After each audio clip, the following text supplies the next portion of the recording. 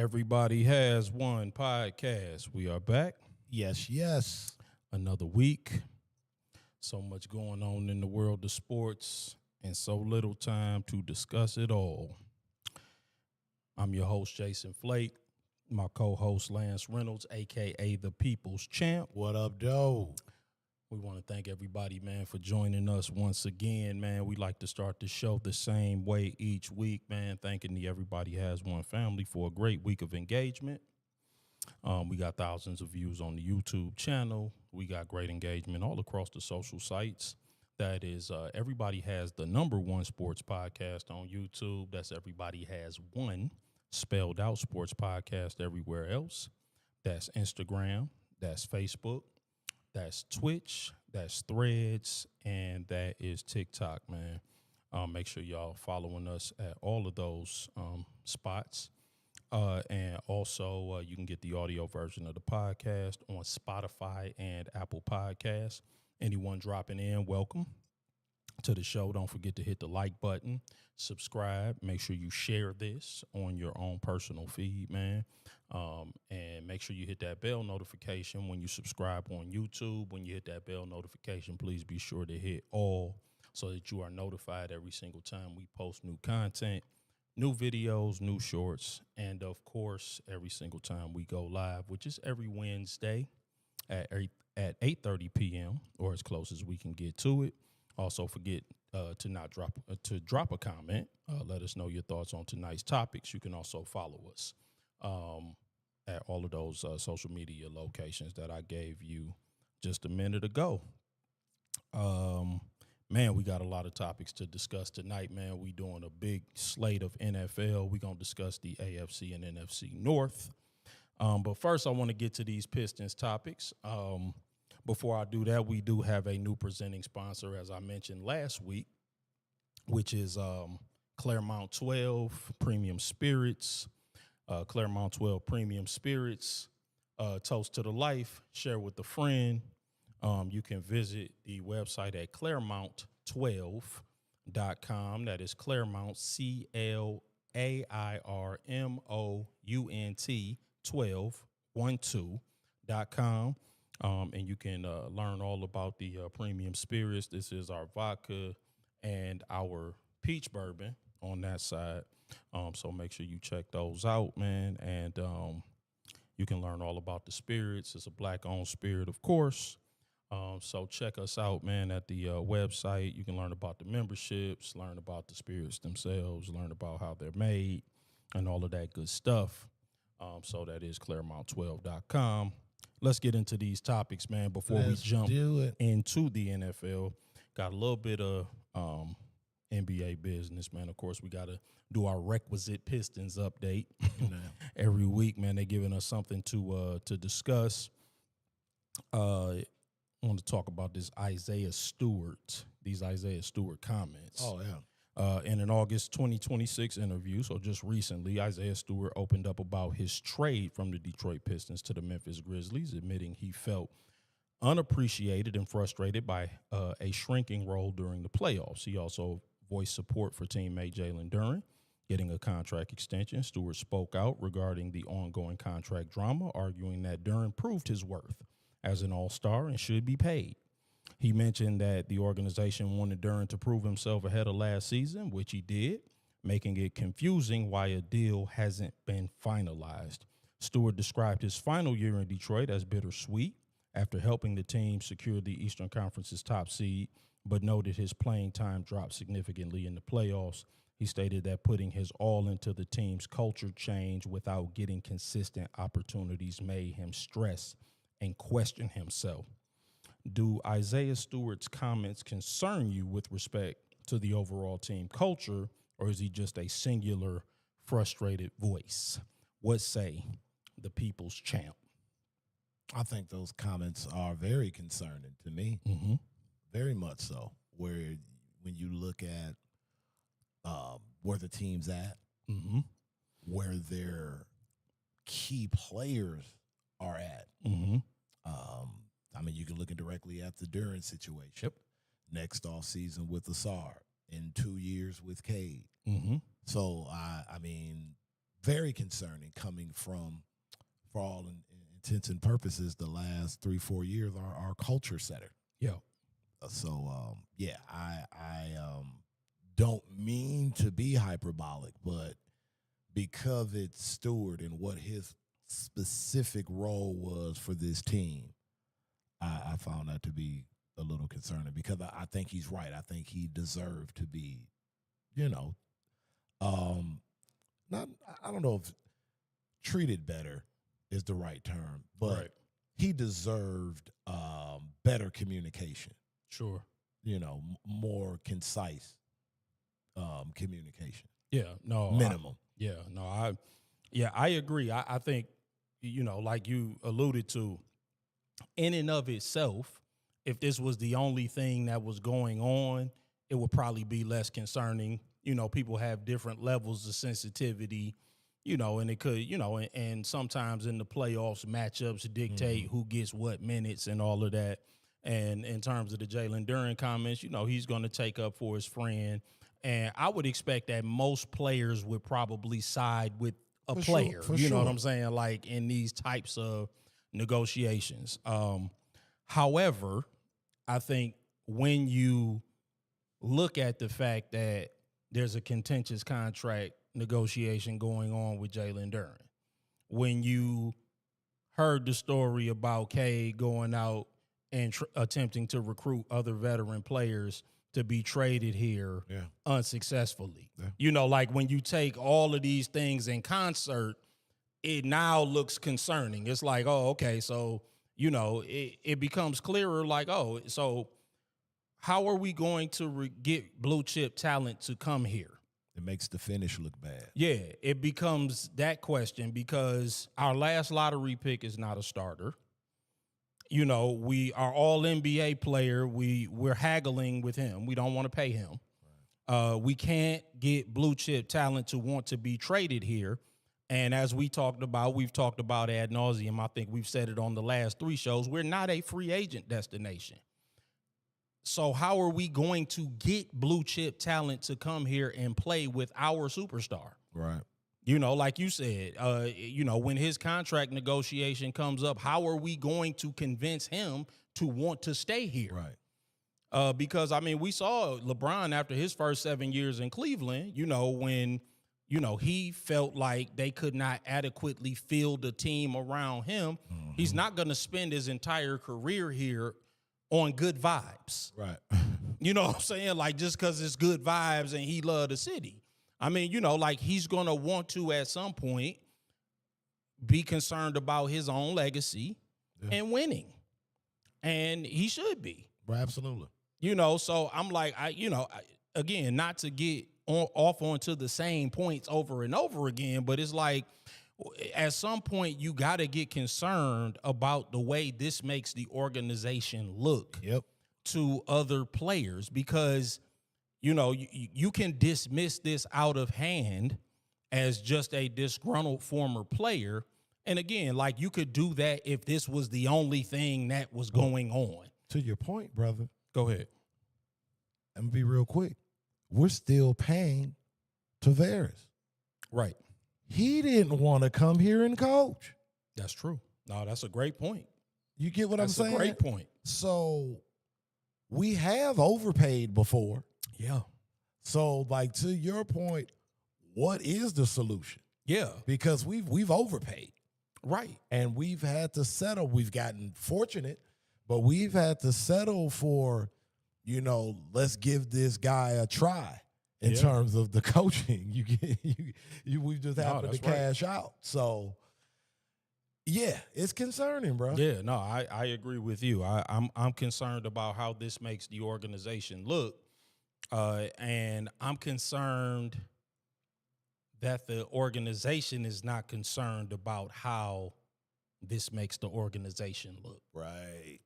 That I'm getting the vibe that the organization is a little tone deaf, that they like, this is just a disgruntled former player, but they don't know they got BO.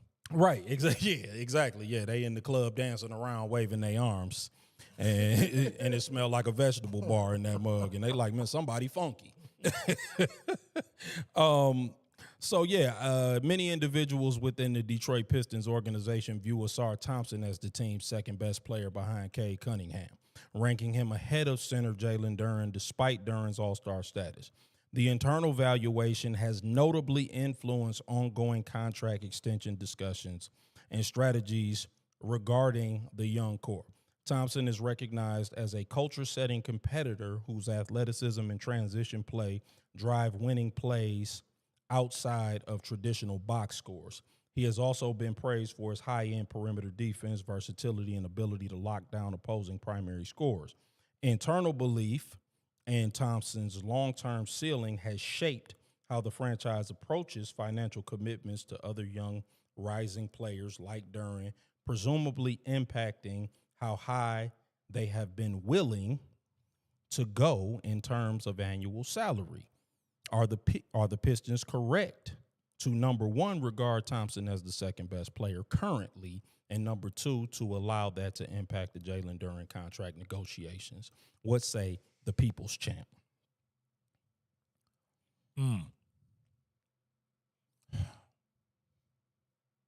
Yes. Okay. And I know that will probably affect, and I know that's probably having an effect on the Jalen Duren contract situation because you've only got so many dollars that can go around. Sure. Yep. So I get that part. But, yeah, I just think, yes, there's plenty of room for him to improve on the offensive end. But,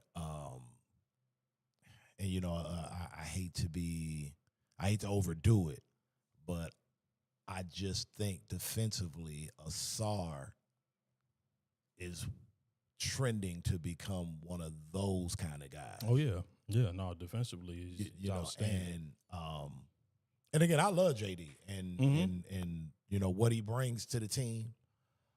And the reason why another reason why I have Ausar as our second best player is I feel that a lot of the improvements that Duren made defensively, playing with Ausar helps with that, and that's not a bad thing. Yeah, of course. I agree. And I think spending the prior summer with Cade and building that chemistry with Cade helps him offensively. Yes. Whereas I think with Ausar Thompson, you take him and pluck him and put him on any team, and that team's team defense improves dramatically that day. And just the way this NBA is set up, it look like it's starting to get big again. Yeah, you know, leaning back towards the bigs. But game disrupting defenders will always be a premium. You know, you can go back to Russell. You know, you know. So that's why I have him there. But that's not to shade Duren. Yeah, no, you know, I can, Duren per se. Yeah, no, I understand that perspective, but I disagree. Hold on. Today, I don't think he's the second best player. I think his upside is greater, though. I agree with you on that. I think that he could be, and I understand why those in the front office who hold that view, because his upside is definitely that where you like, you know, if a couple of things come on board, like this guy is going to be like that. You know what I'm saying? Like, but I don't think that currently he is the second, but I think that is definitely Duren today. But that doesn't mean that because again, I love Ausar. You know what I'm saying? Like I think that, you know, like it's in our best interest to keep all three of them. I think that's that is ultimately what's going to translate to the, you know, to the best success. I don't think that keeping one or the other is going to help us. But I do think that because, you know, much like in the NFL with running backs, centers have been undervalued. Right. Like, I think that if Jalen Duren signs the qualifying offer and leaves in unrestricted free agency, I think that what you're going to get the drop off from Jalen Duren, it's like Eve Messi or like it's gonna be a big drop off from what you get from him. And yes, you're gonna get a drop off if you lose Ausar too. Like he's a premium. He might be the best perimeter defender in basketball today. Which and I know I'm saying a mouthful, but he might be that now. Like he finished third in Defensive Player of the Year voting, so I don't think I'm talking out of turn. He could be that today. Mm-hmm. So, like, his defense is so good and at a premium and I don't think that Jalen Duren is that good at any aspect of his game. So, like, that's where I think that's why I said I understand why the front up. I think it comes down to, to preference. Yeah. Yes. And again, dollars and cents. Yeah. It's like, what are we willing to invest in? Right. Between what these two guys have. Right. It's hella compelling. Mm-hmm. Yeah, no, I think because I do think it's a compelling conversation. I just think that the drop off from what you're going to lose, because I don't think that there's any good bigs, because bigs have been so devalued that it's just like, if you lose Jalen Duren, you're going to fall off a cliff. It's a wings league. So everything that we was trying to get, everybody that they sent K to talk to was a wing. But KD, Kawhi, Kyrie. Yeah, but see, the thing of what people will say is they'll counter with, well, we were able to replace JD at times with Paul Reed. Yeah, I mean, in the playoffs, yes. Like for stretches. And I mean, even at some points in the season, because again, Duren missed some time. But I get he played 70 games. Over 82 games, you'll miss Jalen. Yeah, I mean, he played 70 games. But I agree, though. Like, to your point, I'll support your point. Because the stretch of games that we look the worst is the stretch where Ausar Thompson was out of the lineup. I will give you that. I remember us having that conversation right here. So I will say that. I have to admit that we was like, man, when he was out the lineup, that's the worst that the Pistons looked. And I think both Duren and Cade was playing, and we did not look right. I will say that. What you got, nephew? So, at this point with the whole Duren situation, I'm kind of over all the discussion. And I'm not saying what y'all, I'm just saying. I get you. I feel like at this point, we're just trying to find reasons to pile on Jalen Duren. I know that sports is what have you done for me lately business and whatnot, but we're ostracizing and ostracizing. Yep. Thank you. I got you. We're doing that to a 22-year-old who was just in his second playoff run in his whole career. Yeah. And the first one wasn't really a run. It was one series. Mm-hmm. So people have to remember at the end of the day that this man is 22 years old. Yep. Basically the same age as Wemby. And I know people are saying, oh, Wemby took less money or whatnot. Wemby wouldn't have had to take less money if somebody else on their team wasn't getting paid $50 million a year. Right. True. And he was having to somehow save enough money so that they can actually sign who should be his number 2 option coming up in a couple of years. So I think at this point, I'm just over it. When it gets done, it gets done. And whatever his number is whatever the number is. If they don't get it done, I'm just going to be like, we told y'all. Yeah. If they don't get done, they're screwed. No, yeah. But I'm talking about fans. I'm not talking about the front office or whatnot, because that's going to be a whole different conversation. But I'm just strictly talking to the fans at this point. Now, as far as who's the second best player, I have to agree it's JD. I'm sorry. Yeah. Like, as good as Ausar Thompson is on defense, and yes, he probably would have been Defensive Player of the Year if he was not in the same era as a Victor Wembanyama. Yeah, I know. Wemby is just ridiculous. With all that said, Jalen Duren was still an All-Star. He was still All-NBA. He was still All-NBA. He was still declared one of the top 15 players in the league. At the end of the day, you can't take that away from him. I'm not. All I'm saying is at the end of the day, the last time we seen the Pistons play, the opposing coach told their offense, wherever Thompson is, go the other way, and Jalen Duren was getting spit roasted by Evan Mobley and Jared Allen. That's all I'm saying. But so, you know, I'm not. Like defense matters, dog. Yeah. We can't just But like, Ausar, I'm choosing I'm never gonna opt to get rid of or entertain for that part a player that's probably going to be first team all defense for the next decade.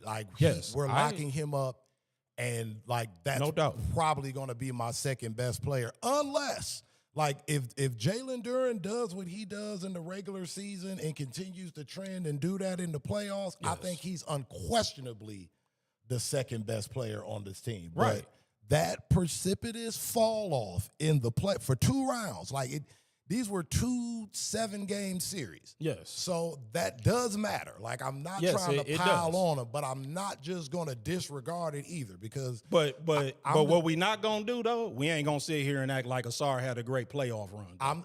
But listen, we blew a 7-point lead, and part of it was because of Ausar. Ausar had a bad last 9 seconds of the game. Kenny Atkinson was still accounting for of that course. man every He was. night. The game plan. Jalen Duren wasn't a concern. No, he wasn't. He played bad. Ausar Thompson was. No matter if he plays like trash on offense. Yes. So I will give you that. He's a great defensive player. So to me, that exceeds his value. To me, whenever well, maybe importance, or I feel he's more. He definitely. I just think he's his more upside, indispensable than Duren is to me. I just think I'm just never going to give away a defensive player. The only reason I don't agree with that is because we in a league full of wings, and it's 5 good bigs. So I'm that's fair. The drop off from Jalen Duren is Dayron Sharp and Yves Messi. But that's who's going to be playing the 5 if you lose him. But the teams that have a big, like one of the 5 bigs, they not giving them away.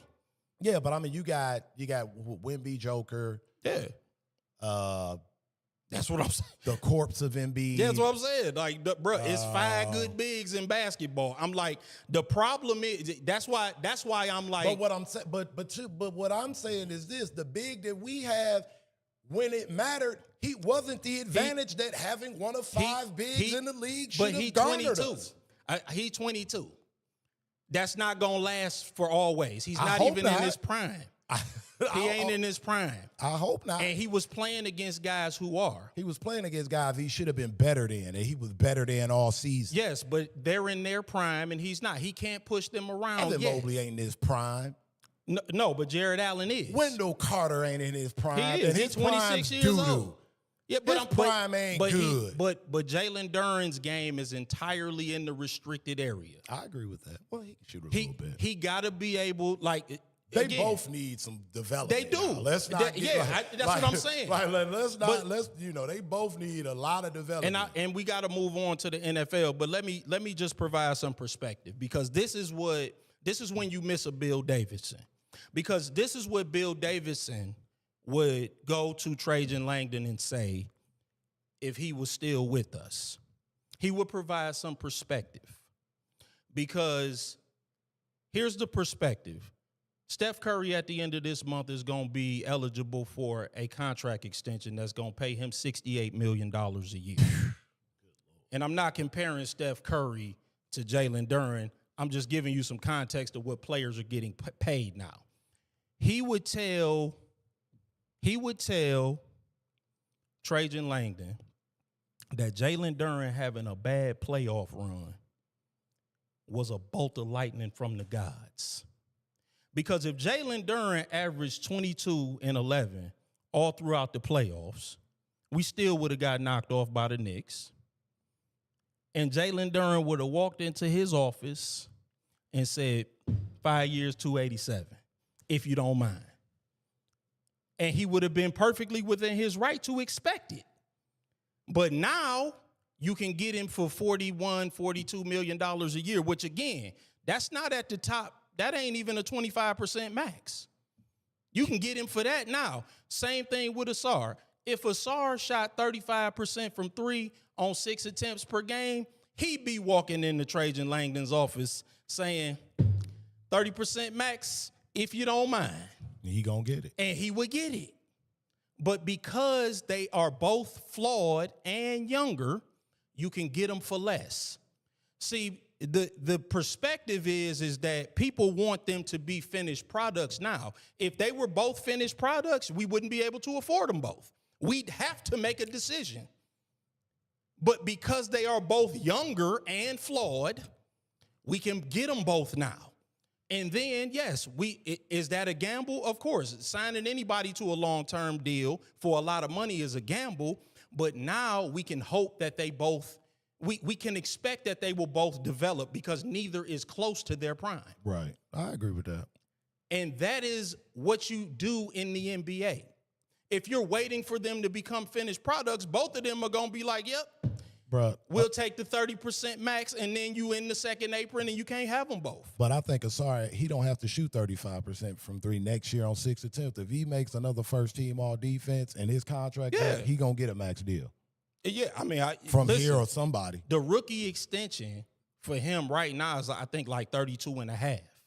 So I'm like, Trajan Langdon would be wise to just give him that. Yeah, like because the same mistake they did that with they Duren made with Duren. That's ago. what I'm saying. Yeah, because even though Duren is not the finished product, he took a giant leap forward, and he was willing to take that money. And he was willing to take the 4 years, 120. Yep. Now you trying to give him the same money, and he don't want to take it. And I feel like we've been saying that pretty much since the calendar turned.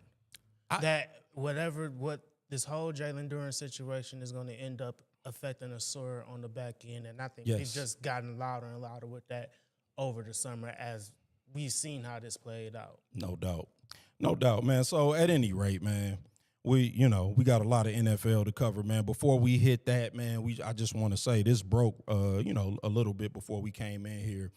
Congratulations to Russell Wilson, man. He just announced Westbrook. Russell Westbrook, man. We talked about Russell Wilson earlier this summer. He was on my mind.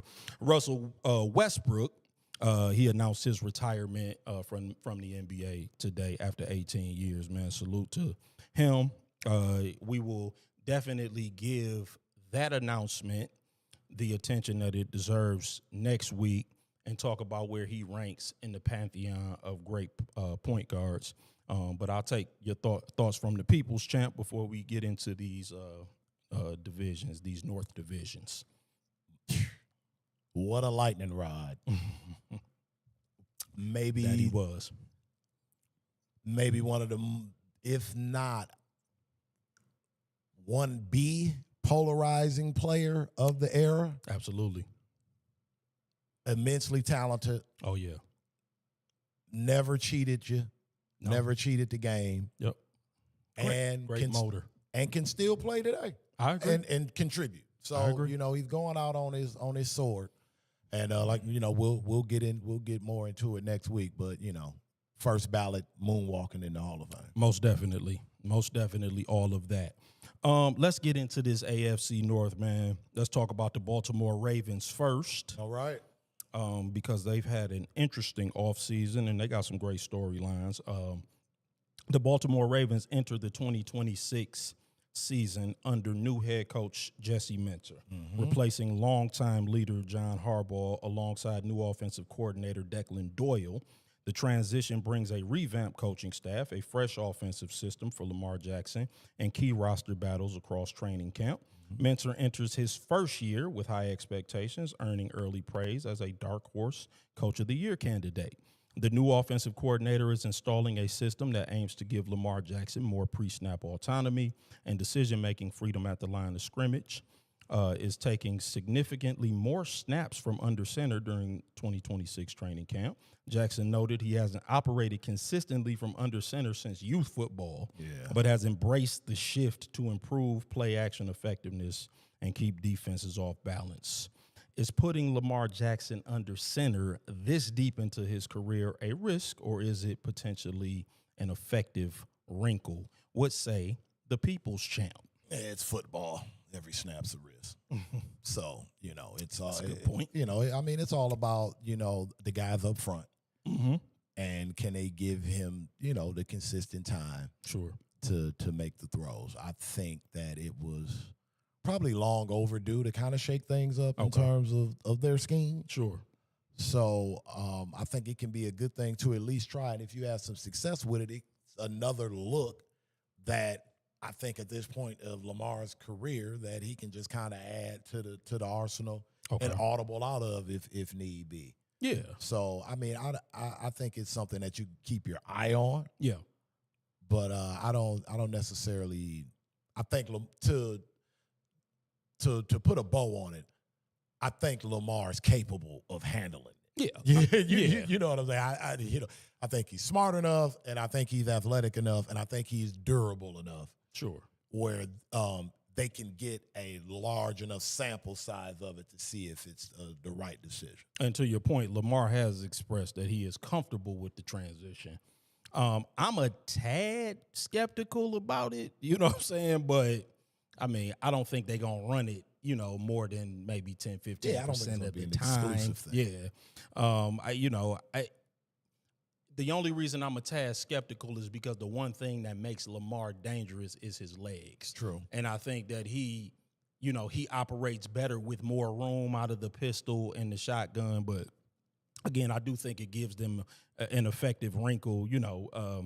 It's difficult to design quarterback runs, though, out of under center. Having to turn your back to the defense. I don't like Lamar Jackson ever having to turn his back to the defense. Fair. You know what I'm saying?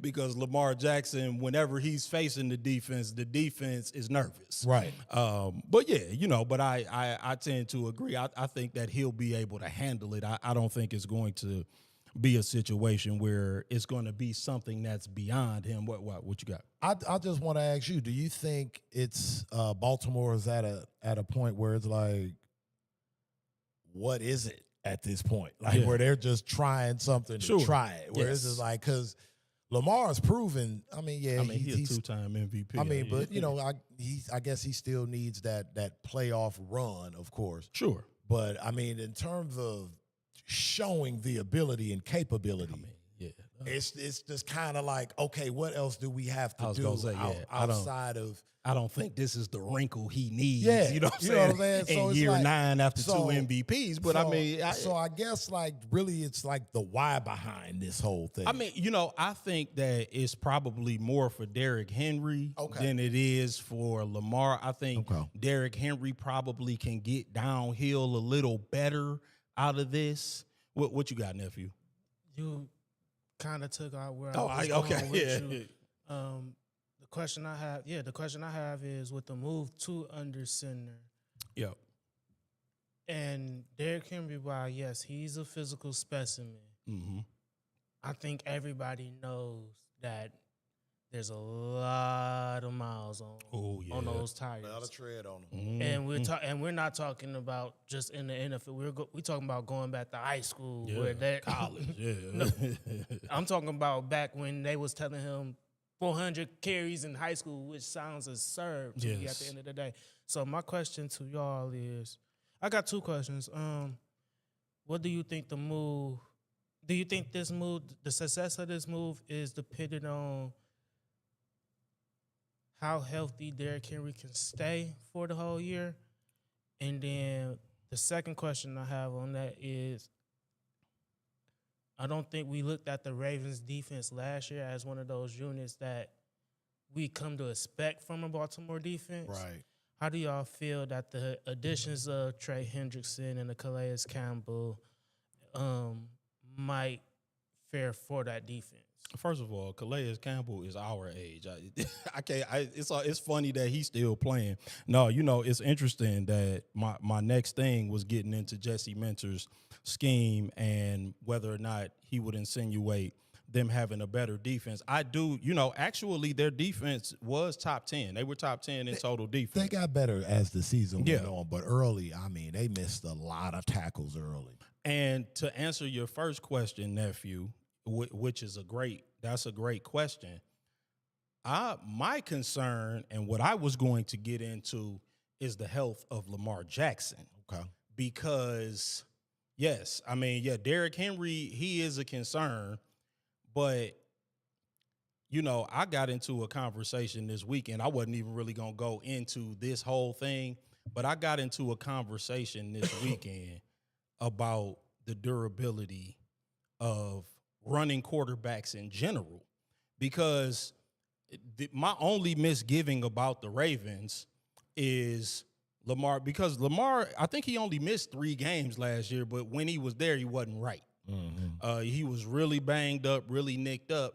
And, you know, I got into the conversation about running quarterbacks and their shelf life. And what brought me to that conversation, without going around the mountain, is somebody asked me, how many years do you think golf has left, right?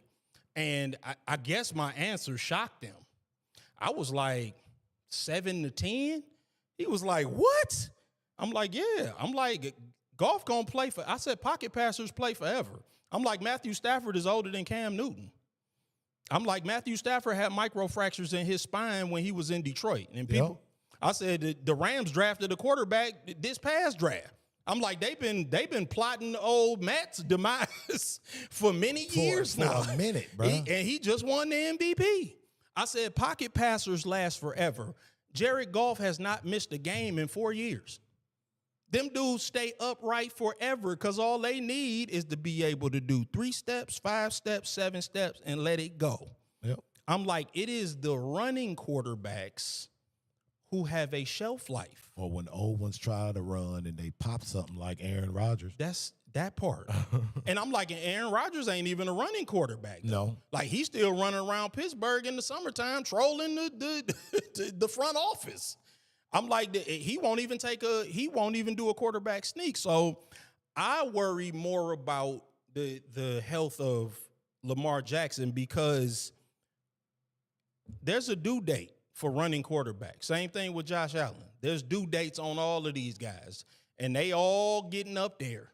And let me tell you something. There's gonna be a due date for all of them. And the thing about Lamar that is the most concerning is that he needs his legs. Yes. In order to be effective. I don't think he's effective just dropping it back. Because you remember when Dak Prescott tore up his leg. Dak been in the pocket ever since. Because Dak don't need his legs. He ain't running read option. He's not running RPO. You know what I'm saying? Like, Dak can just drop back and throw it and get 4,000, 4,500 yards a year. Same thing with and guess who's gonna do the same thing? Patrick Mahomes.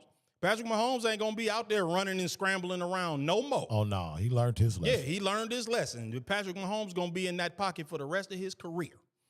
He ain't gonna be running around trying to do nothing, trying to do all of that, making it happen and all. Man, he gonna be in the pocket. He gonna be between them tackles until rapture, until he hang up his cleats. So, yeah, the Derrick Henry angle is an interesting angle, but I'm more concerned about Lamar, frankly, than I am about Derrick Henry, because Derrick Henry is the size of a defensive end. So, I mean, even though he's starting to get a little long in the tooth, he's still been fairly durable. Yeah, he's durable. Yeah, it's Lamar who's nicked up all the time now. And so, I mean, I think we can all agree if Lamar was to get hurt, it's going to be spooky hours in Baltimore. Oh, yeah, it's over. It's a wrap. It's over. But I bring up Derrick Henry staying healthy, not because he's been hurt throughout his career. Is Mark Andrews, I think we can expect at some point is going to miss some time. Yeah, that's a good point. Or a big catch. So touche. Just naturally, a under center offense. If an under center offense is going to work, you're going to need a running back and 2 tight end options. Yeah, physical. Yeah, that's I see where you're going. And no disrespect to Rasheed Ali and Justice Hill and Keaton Mitchell. Right.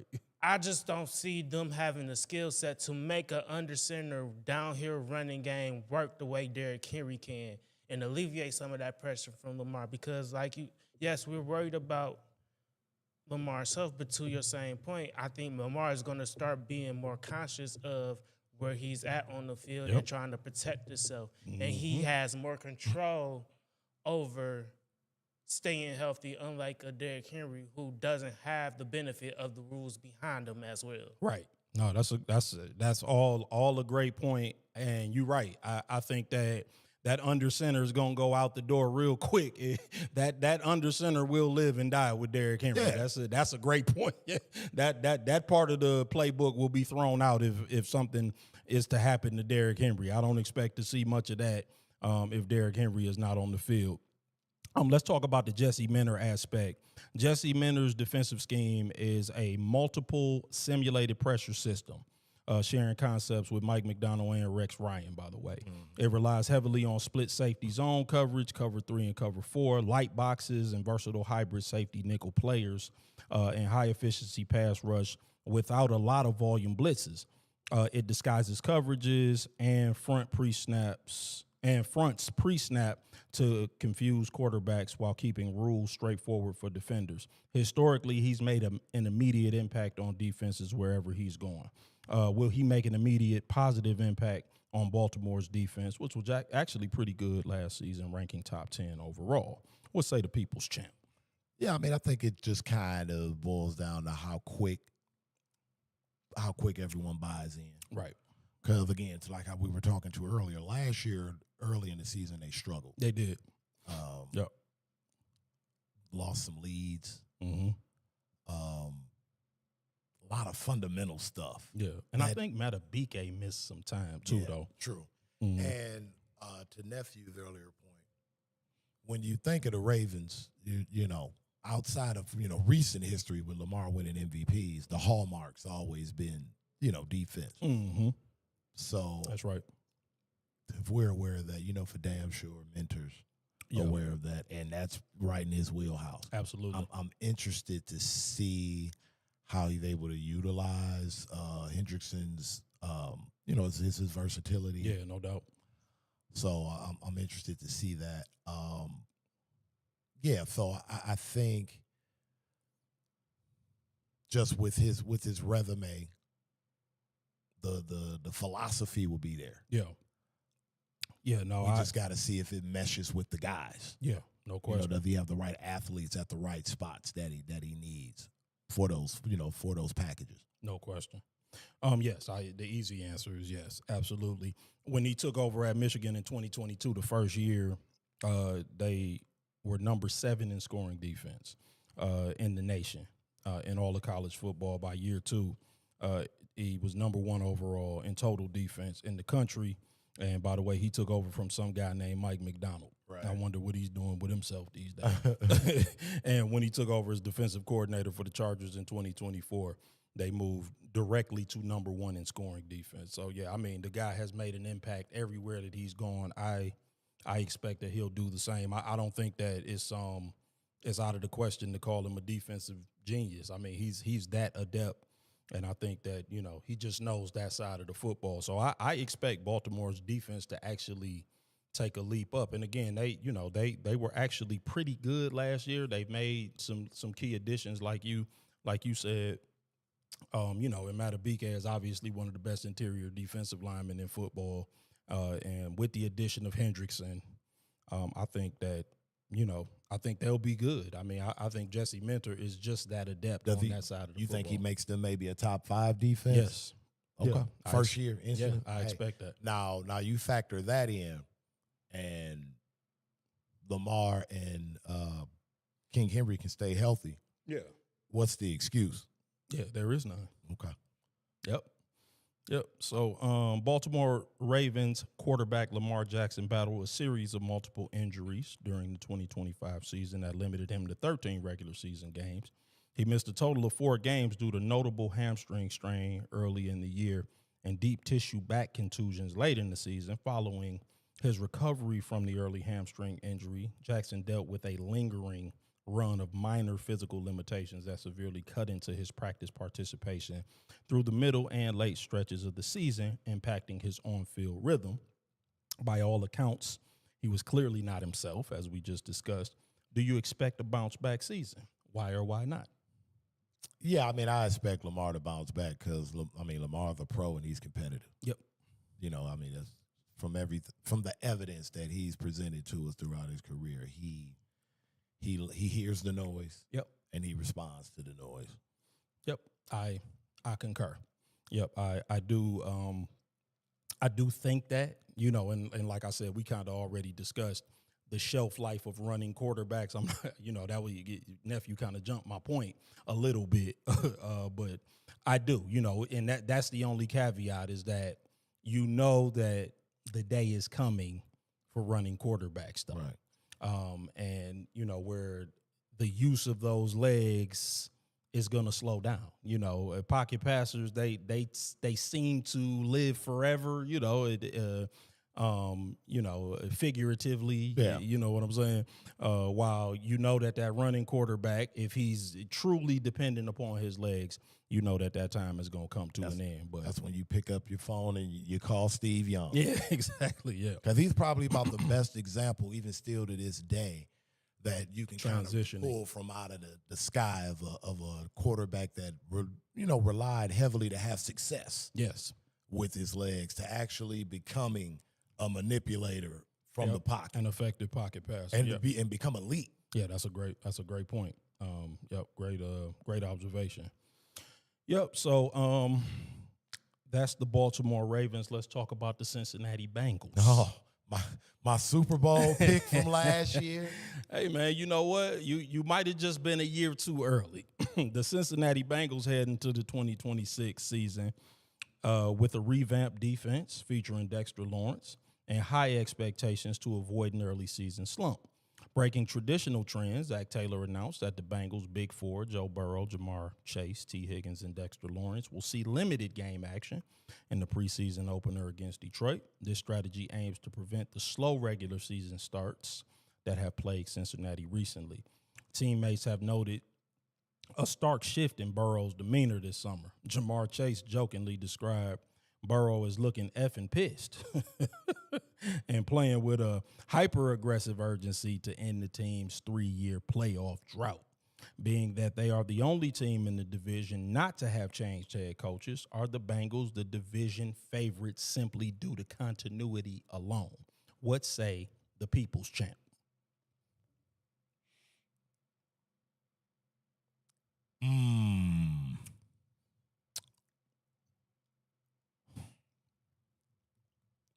I just hate betting on them. But I think they're the favorite, yes. Okay. I think they're the favorite. Do I think they're the best team? I think they're the favorite. Okay.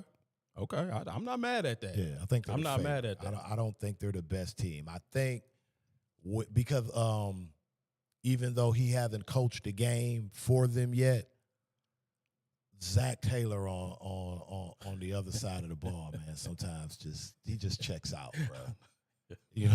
Like I just don't understand what happens sometimes. Zach Taylor is a rough watch. So, bro. So I think that alone, or paper will pay dividends over the 17 weeks of the season. Yeah. But in terms of favorites, yeah, I think Cincinnati going into week 1 are the favorites. Okay. I like that. I'm going to disagree. I don't think they're the favorite, but it would not surprise me if they won the division. I think Baltimore has the best roster, and I like their coaching staff better. Yeah. Zach Taylor. Me and Zach Taylor, I fell out with him long ago. I don't know how he's still there. It's Cincinnati. Cincinnati Cincinnati gives the longest leashes. Fair enough. They give a lot of rope, but that's another conversation. I like the additions of Boye Mafe, Jonathan Allen, Dexter Lawrence, of course. They have great offensive weapons. Joe Burrow is completely healthy, apparently motivated, according to Jamar Chase. They have excellent team continuity. I like that. They appear to care about the defensive side of the ball for a change, which is, I have to tip my cap to the front office. Do they care about the offensive line for a change? They drafted a really nice edge rusher out of Texas, and the defensive line could actually be elite. That's crazy. Here are the issues, though. Yeah, flip that. The way they address the offensive line is with saying they have continuity now. Well, bad continuity is not a good thing, my man. Right. Don't shoot the messenger, bro. I'm just telling you what they told us. Never mind. And the other issue, and brace yourself, is that I'm more comfortable with the Lions secondary than I am with the Bengals secondary, which should alarm everybody in Cincinnati and Northern Kentucky, okay? Right. Because that ain't good if I'm more comfortable, because I ain't comfortable with the Lions secondary at all. But y'all better be at church on Sunday before every game. Right. and I, by the way, I meant to put that in the chat. You saw who we worked out over the weekend, right? Don't let me find out y'all listening to Everybody Has One, man. I saw that, and I was highly. How did that go, by the way? Was it any? I guess no news is good. Yeah, I was going to say they didn't. That means they're not entertaining, paying Mr. Diggs. Cincinnati should work him out too. Yeah, because they need help back there. But again, if they got a great pass rush, they might they might be able to disrupt things. And when he was right, he was the best. No, he was. Listen, I read a absolutely insane stat. He has more interceptions than every cornerback on the Lions roster combined. So, that's crazy. Yeah, Trayvon Diggs, I talked him up, but I don't listen. I'm like, I don't know that he could, if you could get him for like a veterans minimum deal. Bro, the veterans minimum in the NFL now ain't cheap. I was going to say, what is it, $2 million? Like $3.5 million. Oh, is it? Really? Oh, wow. Yeah, that's why he working out. He trying to get him a little baggy. They throwing chips around. I was like, shoot. Let's talk about Joe Burrow real quick. During the 2025 NFL season, Joe Burrow suffered a severe grade 3 turf toe injury on the left foot that required reconstructive surgery. The injury occurred during week 2 in a matchup against the Jacksonville Jaguars. Burrow was sacked by defensive end Eric Armstead, causing his foot to get awkwardly caught in the turf as he went down. Because a grade 3 turf toe injury involves a completely torn ligament, surgery was mandatory to stabilize the joint.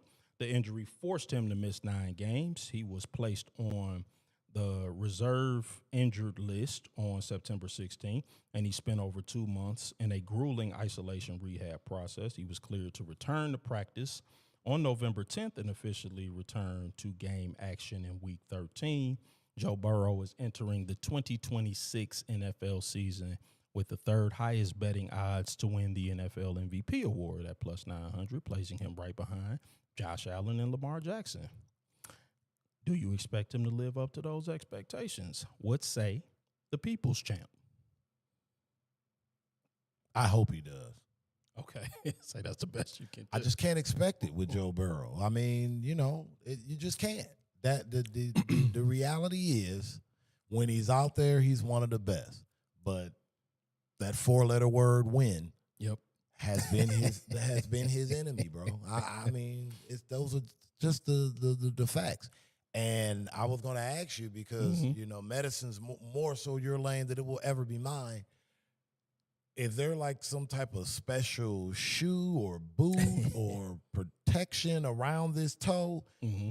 And has there been any just like definitive treatments for like that injury that's like they say full recovery, but it's the toe, dog. Yeah, I mean, you know what I mean? Like, there's only one thing that I've ever heard of that works like 100%. Okay, it's called Replace Orlando Brown. That's actually the name of the treatment. Like, get him totally out of the building and replace him as your left tackle.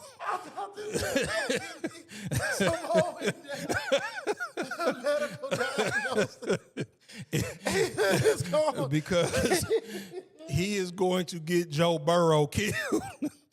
Like that. It's a dude that has a page that is dedicated to like the worst blocks of the week on social media.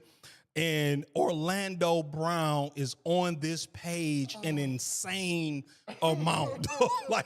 And I like he's a legacy football player. Like his dad, Zeus Brown, was a great football. But Orlando Brown is on this page an insane amount of times. Like 1 week was like it was the top 5. Orlando Brown was 4 of them. I think I put that in the group chat that week. He was 4 of them. It's like, man, he just so bad. No, I don't have any insight on bad turf toe injuries, but I do expect Joe Burrow to have a monster year, man. I mean, again, with Joe Burrow, it's always been one play. Yep. And a lot of times it's been non-contact plays. I know, yeah. So it's the 4-letter word with him. And, yes. I rocks with Joe Shiesty. I know, yeah, Joe Burrow is that guy. But, I can't put all my chips to the center of the table because of Mr. Brown. I'm like Orlando Brown, man. No, I'm just playing. Orlando, man, we believe in you, bro. You're going to do it this year, man. We believe you're going to put in that work this year, bro. For the love of Joe's toe.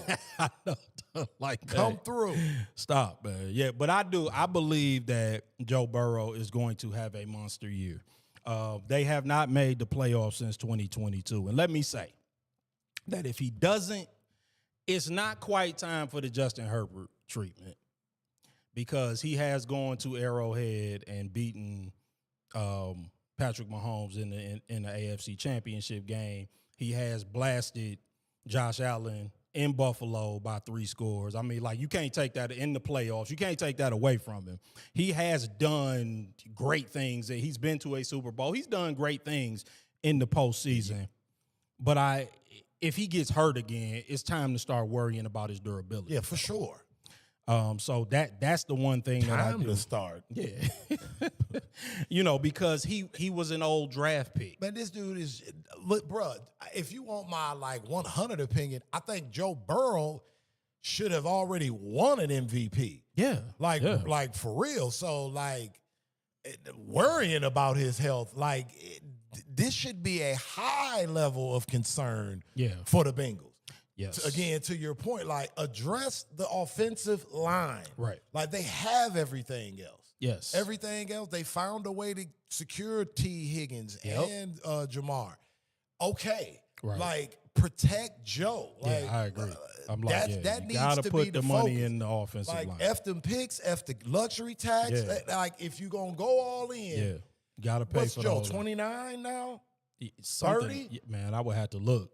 Yeah, that's a good question. 29. 29, bruh. Yeah, pay for it. The time is now, to quote you. Yeah, the future is now. Yes. Yep. No, I agree. I do think that, the only thing that you worry about when you have the older draft picks, and I'm thinking about Bo Nix now, is that they could peak early because they had so much time on task in college. And then look what happened to him for the money. That's what I'm saying.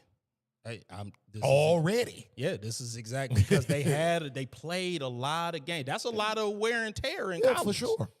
So I don't feel bad for them. They get paid like pros in college. Yeah, now. they do. So that's the good part. But the last thing I got on Cincinnati, man, and just no build up necessary, is Zach Taylor on the hot seat. 1,000%. He should be. I mean, it's I don't trust Cincinnati. Okay, I'm sorry. I was thinking from a logical frame of mind. Oh my God. He should absolutely be on the hot seat. Is he?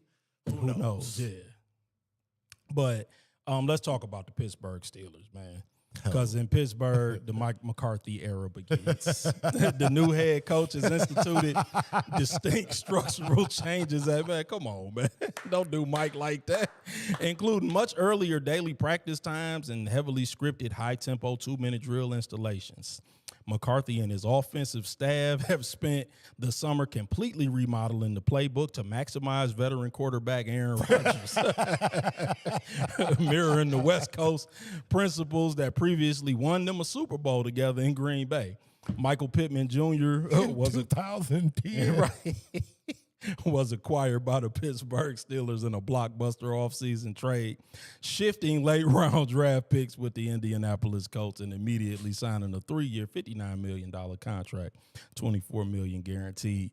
He is seen as the perfect complement to DK Metcalf, who stretches the field vertically. Pittman is slated to serve as a high-volume physical intermediate chain mover over the middle. Do you like the Pittman pickup for the Steelers, and do you think it greatly improves their offense from last season? What say the people's champ? I like the Michael Pittman pickup. Yeah. But the Steelers' O-line's got to start looking like the Steelers' O-line. Yeah. In terms of run block. You know, they actually weren't bad last season. You know, they were okay. They had some games where they had outbursts. But we're used to Steelers O-line imposing their will. Well, that's true. Yeah, road grading. Yes. Yeah, that's what they need to get back to. Because I think that with a guy like Pittman, that just takes him to a whole nother level. As the game progresses, he gets stronger. He starts to punish more. Yep. And then you alleviate Rodgers having to make decisions in the fourth quarter. And it just kind of works out better for everyone that way. And, I mean, you know, Mike McCarthy, God bless him. You know, great offensive mind. He is. They're not going to take anything away from him. I think him wanting to plant his flag on the hill of Aaron Rodgers at this stage of his career, considering what's at stake for Mike McCarthy. I mean, you know, he's following a legend. Yeah. When you're talking Pittsburgh and their coach, like So to come in and say I'm a bank on this guy when you could have made some demands and legitimately probably had a Met when you considered what the alternative was. Yeah. You know, we'll see how that plays out. But, you know, I think Pittman is vital for them. Yeah, no, I think he's essential for any success that they have offensively. Yeah, I'm not going to say it's the only thing that Pittsburgh did this offseason that I like, but I'm having a hard time thinking of other things. Let's just say that. But I did like the Michael Pittman move. I like Michael Pittman a lot. He's one of the very quietly good players. You know, he's quietly a very, very good player who he's not talked about a lot, you know, because in Indianapolis he was just kind of understated, but he catches in volume. He's durable. You know, he's available every game, which the best ability is availability. 6'4", 223 pounds. It would not surprise me if he becomes Aaron Rodgers' favorite target. Man. He starts catching 7-8 balls a game because he gets open. He's physical. You cannot jam him at the line of scrimmage. He's just too big and physical for that. And he separates nicely. He's a good route runner. He's really just a very high-quality target who is, you know, just an understated football player. So I like that move by the Pittsburgh Steelers. I like that move a lot.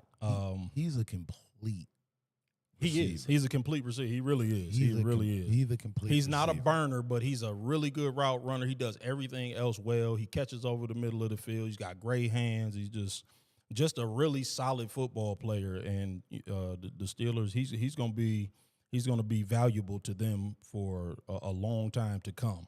DK hopefully can lock in. Yeah, I mean, you know. I mean, yeah, you're talking about a specimen that's just an athlete, but and will put up a nothing burger on your ass in a New that's York what I'm saying. minute. It's man. betwing the ears with him. You know, I believe so too. It's just whether or not you can get DK to come and want to do what he's supposed to do. But the Pittsburgh Steelers won the AFC North Division title last season by default with a 10-7 regular season record under former head coach Mike Tomlin. By securing the division crown under head coach Mike Tomlin, the Steelers ended a 4-year AFC North title drought with a critical Week 18 victory over the Baltimore Ravens. What percentage chance do you give the Steelers of repeating as AFC North Division champs? What say the people's champ?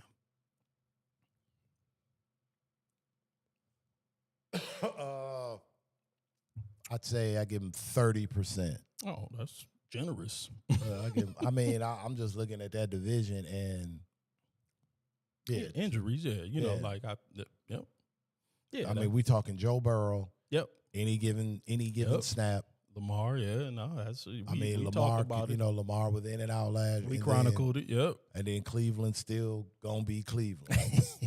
So there's that. So I figured the division's really between 3 teams. Yep.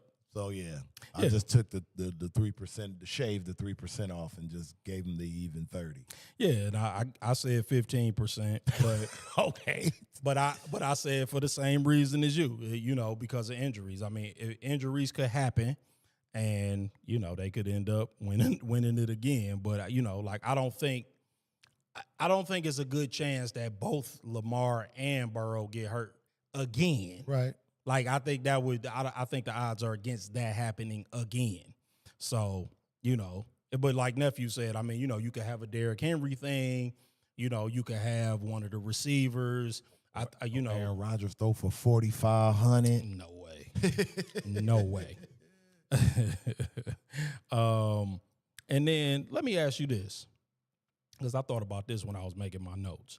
Which do you think is more likely to happen before we start talking about the Cleveland Browns? Rodgers starting all 17 or Shedeur starting all 17? Which is more likely to happen?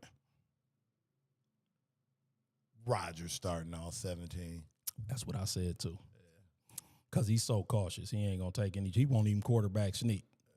And he's going to take, them to perpetual. And his man's is clearly showing he going to ride or die with him. Yeah. Oh, yeah. No, he going to keep him on the perpetual hamster wheel of mediocrity up there in Pittsburgh. Right. I think both have a chance of happening, by the way. But I think, both are kind of a toss-up, but I think the more likely is Rodgers. Let's talk about the Cleveland Browns, our second favorite team on this show. Our adopted home team. Yeah, Cleveland Browns are entering the 2026 campaign completely transformed after an offseason coaching shakeup and massive roster turnover, with new head coach and offensive coordinator Todd Monken and defensive coordinator Mike Ruttenberg instilling brand new systems. Training camp has been defined by fierce depth chart battles and looming post-Myles Garrett reality. The undeniable main event of Browns camp is an open, volatile battle for the Week 1 starting quarterback spot. Veteran Deshaun Watson is fighting to hold off second-year quarterback Shedeur Sanders, while Dylan Gabriel and rookie Taylon Green loom on the depth chart. Coach Todd Monken executed a surprise quarterback switcheroo by awarding Watson all the first-team reps in recent team drills, responding to Watson's sudden surge when he looked highly comfortable throwing deep touchdowns to Jerry Jeudy and rookie Isaiah Bond. Monken has listed Sanders and Watson as co-starters on the unofficial depth chart and intends to start Watson in one of the first 2 preseason games and Sanders in the other to make his final decision. Me and Nephew found out on the way over here it'll be Watson in game 1 and Sanders in game 2. Yeah, I saw that. Is the Shedeur Sanders Deshaun Watson quarterback controversy legitimate, or is it simply a formality delaying a clear inevitability? What say the people's champ? I mean, I think it's what's the phrase I want to look for? I think this is more so financial due diligence. Because he makes happening on the football field. Such a large amount of money. Yeah, I think that's what this is. Yeah. And then once that's a good observation. And then once it kind of plays out on the field in regards to Deshaun, that the juice isn't worth the squeeze, sure, then we'll see Shedeur Sanders. Yep. I think it's legitimate because of the temptation of Deshaun Watson. Mm-hmm. Yeah. Remembering what once was and believing that if you can unlock that potential, it's certainly endless. But, I wrote this analogy. Deshaun Watson at this point is that one chick, at your high school reunion that you used to have a crush on, but she never gave you no rhythm. And you come to the class reunion, she's still nice looking, but not as nice looking. She's still, but she's your high school crush, and she's still serviceable. So, and most importantly, she giving you the nice body language, you know what I'm saying? She might be interested, and you wouldn't mind seeing what's going on. Y'all start talking. She got a bunch of baggage, bunch of trauma, bunch of baby daddies. and you realize that what you thought she looked kind of good, but it's not the same, and it's time to move on. That's Deshaun Watson right now, dog. Todd Monken think it's high school, but it's the high school reunion. Oh, that's rough. And Deshaun is the high school reunion version of Deshaun Watson. He is not the second team All-Pro no more. That was high school Deshaun Watson. This high school reunion Deshaun Watson. And that's but that is the temptation. Not older and wiser. No. Older and traumatized. Oh. With 4 baby daddies and 4 kids by 4 different baby daddies. No disrespect if you got 4 kids and 4 different baby daddies, but I'm just saying, like, you just ain't the same as you was in high school. A cautionary tale. Exactly. And just the numbers through 12 days of training camp so far. Shedeur, 173 of 247, 70%, 12 touchdowns, 4 interceptions. Deshaun Watson, 175 for 270, 64.8%, 19 touchdowns, 9 interceptions. Dylan Gabriel, 73 of 117, 62.4% completion percentage, 6 touchdowns, 6 interceptions. So, I mean, Shedeur is still higher completion percentage, fewer interceptions, and less reps with the ones, by the way. So, I mean, you know. He's still holding on to that damn ball for too long. Is the ball coming out? I mean, that's what's going to hurt Shedeur. Yeah, that's true. Holding on to that damn ball. That's true. I think that once he gets more comfortable in Todd Monken's system and can make the reads quicker, I think that he'll, I agree with you. I think he will emerge. Yeah, I just want him as to just be QB1. like, one of the coaches to just be like, all right, kid, you're the guy. Don't look over to the sideline when you F up. Right. Unless you want to know what the next play is, but you're our guy out here. Right. I wonder, how he looks once that, proverbial monkey's off his back. Yep. Or when that day comes, I should say. What you got? It may not be in Cleveland.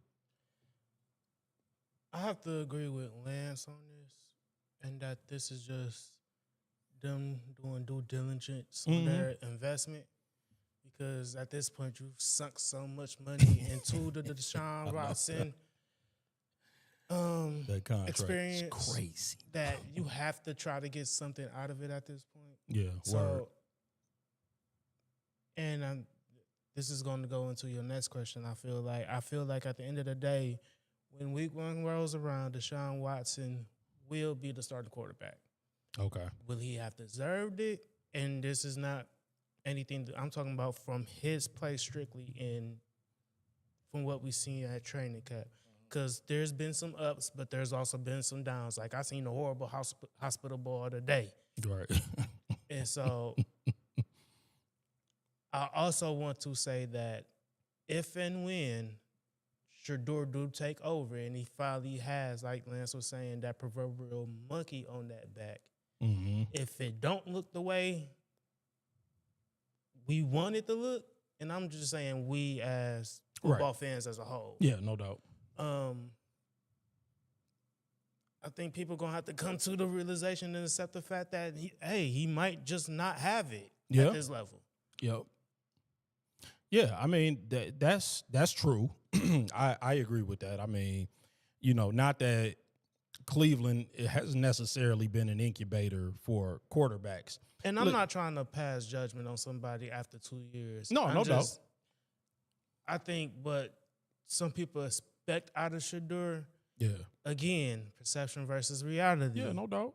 It's just the perception is so far away from what the reality might be. Yeah. I mean, no, I think that in Cleveland, if he could take the field and look serviceable because, I mean, let's be real. Cleveland, it ain't like they got a squad. You know what I'm saying? Like, they don't have a bunch of weapons and, it ain't the Rams. You know what I'm saying? He ain't going to be out there throwing the Puka Nacua and Devontae Adams with Kyron Williams in the backfield and Blake Corum and Alaric Jackson at left tackle. Like, they got a rookie Isaiah Bond. They got, Jerry Jeudy, who is they probably number 2s in the NFL. at wide receiver. You know, like is Njoku still there at tight end? No, he gone. Yeah, he gone. So, you know what I'm saying? Like, I think they got the one young kid at tight end. He looked pretty good last year. Oh, with Fanning? Yeah, there you go. Yep, they got Fanning at tight. You know what I'm saying? So, like, they got a couple of pieces. So, I'm like, if he took the field and looked serviceable, and again, I don't know what they did Fanning with the kinda offense. looks like a player, by the Yeah, way. he did. He looked real nice last year. You know, and I don't know what they did at running back. You know what I'm saying? Like, it's Cleveland. You know what I'm saying? Like, and I think Andrew Berry actually did a pretty good job on the defensive side of the ball, which he always pretty much does. But, you know, they like antithetical to the Lions. Like, the Lions always take care of the offensive side of the ball.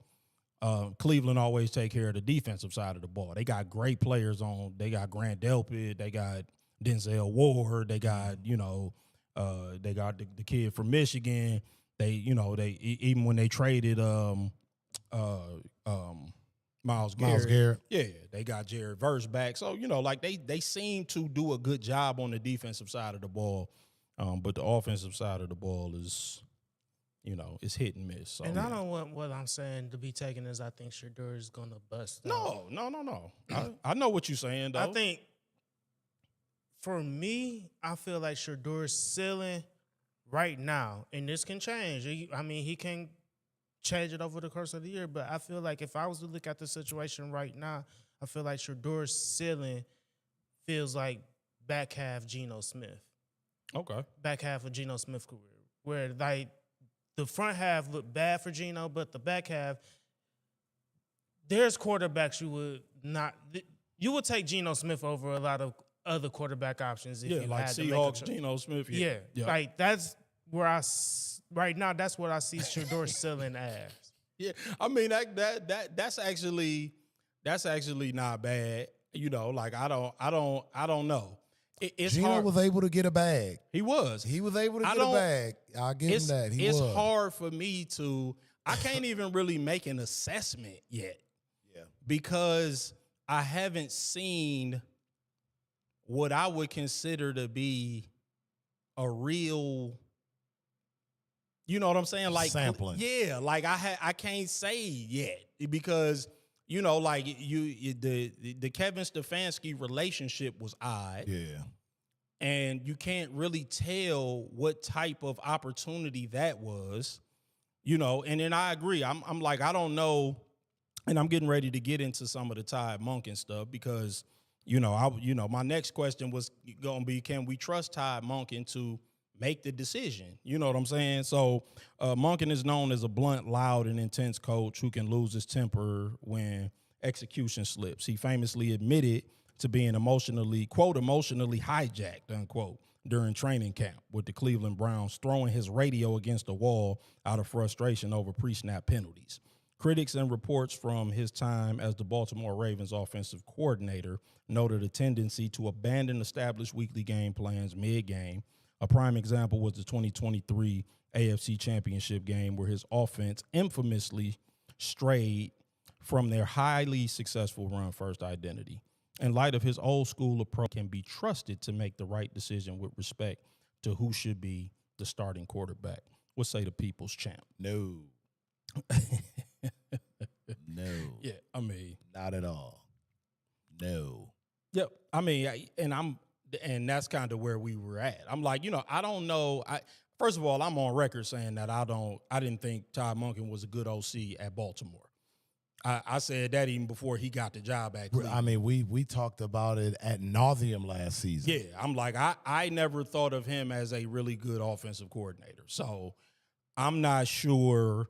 Like, when I was surprised when I saw that Cleveland. Well, no, I know I was. It's Cleveland, bro. Yeah, I wasn't surprised when I saw Cleveland hired him. I thought it was an interesting choice. There you go. Let me say, I thought it was an interesting choice when I saw that Cleveland hired him. WTF selection, so to speak. You know, and then Todd Monken has been in coaching for 35 years. I mean, he's not some young kid. And yes, I mean, in the 2023 AFC Championship game, and I felt like he skirted a lot of the blame for that. They ran the ball 4 times in the first half. They had the number 1 rush offense. I mean, like his game plan, I don't know what he was doing. He was trying to put Lamar Jackson into a quarterback duel with Patrick Mahomes. He was monkeying around. Right. Like, yes, I mean, of course, John Harbaugh is the head coach. You go over there and slap the call sheet out of his hand halfway through the first quarter and say, what exactly is this that we doing? You trying to have a quarterback duel with Lamar Jackson and Patrick Mahomes? No. No, we run the ball. We gonna state our identity. That's what brought us here. But so yeah, I mean, I'm not I don't know, man. Yeah, the Todd Monken thing. I kind of agree with you. I don't really trust him as a head coach. And I mean, I could be wrong, but I'm afraid that he's not gonna be successful in Cleveland. Nah. But after thoroughly reviewing all of the teams in the AFC North, who's winning the division and why? I would say the people's champ.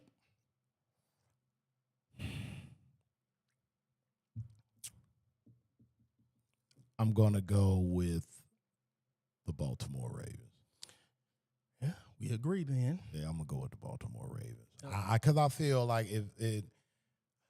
I don't know if they'll be quite top 5 in defense, but I do believe they'll vastly improve. So if they get anywhere near that, and I mean, if they can just keep Lamar clean, I mean, if this new offensive wrinkle can keep him effectively available on the field, like I don't really know he's doing no one any good hobbling out there or just there to kind of quote unquote keep legs. The defense honest. Yep. That's no good. So yeah, if they can keep him upright, I think they can be the class of that division and maybe the conference. Like it's like nothing else left for the Lamar Jackson iteration of the Ravens to do. Word. But win the whole damn thing. Word. What you got now? So, and knowing this question was coming, I looked at everybody's schedule. Mm-hmm. And I took division games out of the equation because anything can happen in those division games. Yep. And when I look at the schedules, yep, and it might sound crazy, I think Cincinnati has to be the favorites. Yeah, I mean that's what the people's champ just said. He said they the favorites. I think the floor for them outside of the division is 7-4. Mm-hmm. Okay. I think that's the floor. Where for anybody else that may be the ceiling outside of the division. Gotcha. Okay. And if they can go 8-3, 9-2 outside of the division, you're talking about 3-3 gets you at what, 12-6? Yeah. 4-2 gets you to 13-5. Like at that point, I feel like you just got to make sure that you can beat the teams that you need to beat, which would be Pittsburgh and Cleveland, and you set yourself up to be that team at the top of the AFC North at the end of the day. And that's nothing against Baltimore, because I think Baltimore can do well. I just think Baltimore's schedule has a little bit more hurdles compared to Cincinnati's. Yeah, I mean, Baltimore's first 7 games are against teams that didn't make the playoffs. So I think that they, I agree. I think Cincinnati's schedule is a tad easier than Baltimore's, but I think they both got easy schedules. I think in the grand scheme of things, I think Baltimore's roster is a tad better. I like Baltimore's coaching staff better. And I think Lamar is going to be favored, and I think Jesse Minter is going to improve the defense. That being said, I would not be surprised if Cincinnati won the division. I think that definitely Cincinnati and Baltimore are the class of the division. It's between those two teams. It would not surprise me if they won, because I do like what Cincinnati has done on the defensive side of the ball. I don't like their defensive backfield, though. Their defensive backfield is a little spooky back there. But I agree with you. They could win 12 or 13 games. I don't disagree with you. They could be a really good team. And they're going to be motivated because Joe Burrow wants the monkey off his back. He wants to win the division. He wants to make the playoffs for the first time since 2022. He's tired of missing. So, yeah, no, I mean, I think that's all reasonable. It's between those two teams for sure. Let's get on to the NFC North. Let's talk about our Lions. Brace yourself, man. Do we need to crack open the Clairmount 12? Not quite yet. The Detroit Lions offseason has been all about rebuilding a dominant offensive line, navigating critical injuries, and adjusting to brand new coordinators following a disappointing 9-8 finish last season. Head coach Dan Campbell and general manager Brad Holmes entered this season with a heightened sense of urgency to reclaim their gritty competitive identity. After allowing a career-high 38 sacks on Jared Goff and regressing to 12th in Pro Football Focus's rankings last season, the trenches are undergoing massive changes. All-Pro Penei Sewell is officially moving from right tackle to left tackle following the offseason release of veteran Taylor Decker. Clemson first-round draft pick Blake Miller is competing heavily with veteran Larry Borum to secure the starting right tackle position immediately. Free agent signing Cade Mays was brought in on a $25 million deal to stabilize the interior, but a recent training camp wrist injury has sidelined him for 8 to 10 weeks, with backup interior lineman Juice Scruggs also dealing with a soft tissue injury. Seth McLaughlin and Michael Neese are taking critical first-team reps. With Cade Mays already slated to miss 8 to 10 weeks with injuries, are injuries already threatening to hurt our chances to seriously compete? Would say the people's every damn year. I'm so tired of this. We came into training camp with injuries affecting our chances of competing, i.e. the secondary. I don't know, dude. Like, this shit gets so depressing after a while because it's just like, man, we never, ever, ever get the full meal. Yeah, never, dog. Like it just never happens. It's like and I get injuries happen in football. I get it, but damn, man, you would just like to see at once just like the concept realized. Yeah, man. In a scenario where it matters the most. Yeah, man. And it's just, it's like, what do you want? No, I mean, listen, I agree. Injuries are already rearing their head. I mean, we already missing the best safety duo in football. We already are. Yeah, I mean, listen, the Lions have the most games missed due to injury in the NFL over the past 2 seasons. I quote that stat all the time. That's according to Next Gen Stats. And that time, we've had a 15-win season. I mean, you can't convince me that it didn't steal a Super Bowl from us in that season. Right. Number one defensive tackle out, number one corner. I mean, I could go on and on. It just stole our defense from us. Stole it. I mean, just that season just stole our. We still won 15 games, but it stole the defense. The number one edge rusher. Just don't even get me going, man. McNeil. Yeah, that's what I said. Number one interior defensive lineman, number one edge rusher, number one corner. That Buffalo game. That's when I knew it was over. Yeah, I know. We just could not stop them. I knew it was over, dog. The thing about it is the Buffalo game. That was when McNeil got hurt. Yep. I like it's over. No, man. I mean, listen. I didn't need to see nothing else.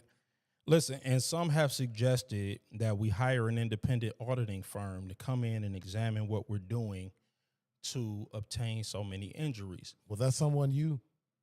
I mean, listen, I agree with it, but no, I have to give credit to it was someone on the radio in this market. But whoever it was, I had 1,000. Something's got to give, man. This is nuts. But my response to that is that only is going to be helpful if we're going to take the recommendations. I don't think Dan Campbell's going to change anything. You think he's going to read an auditing report and say, oh, you know what, so we should stay in shorts and shoulder pads for the first week of camp? I think Dan Campbell, despite all of the macho grit WWE stuff, I think he's an intelligent guy. And I do too. I think with his intelligence, I think he wouldn't be the type of person that kind of beat his head up against the wall the same way. I think if he's shown a better way that he'll do it. I think he'll try it.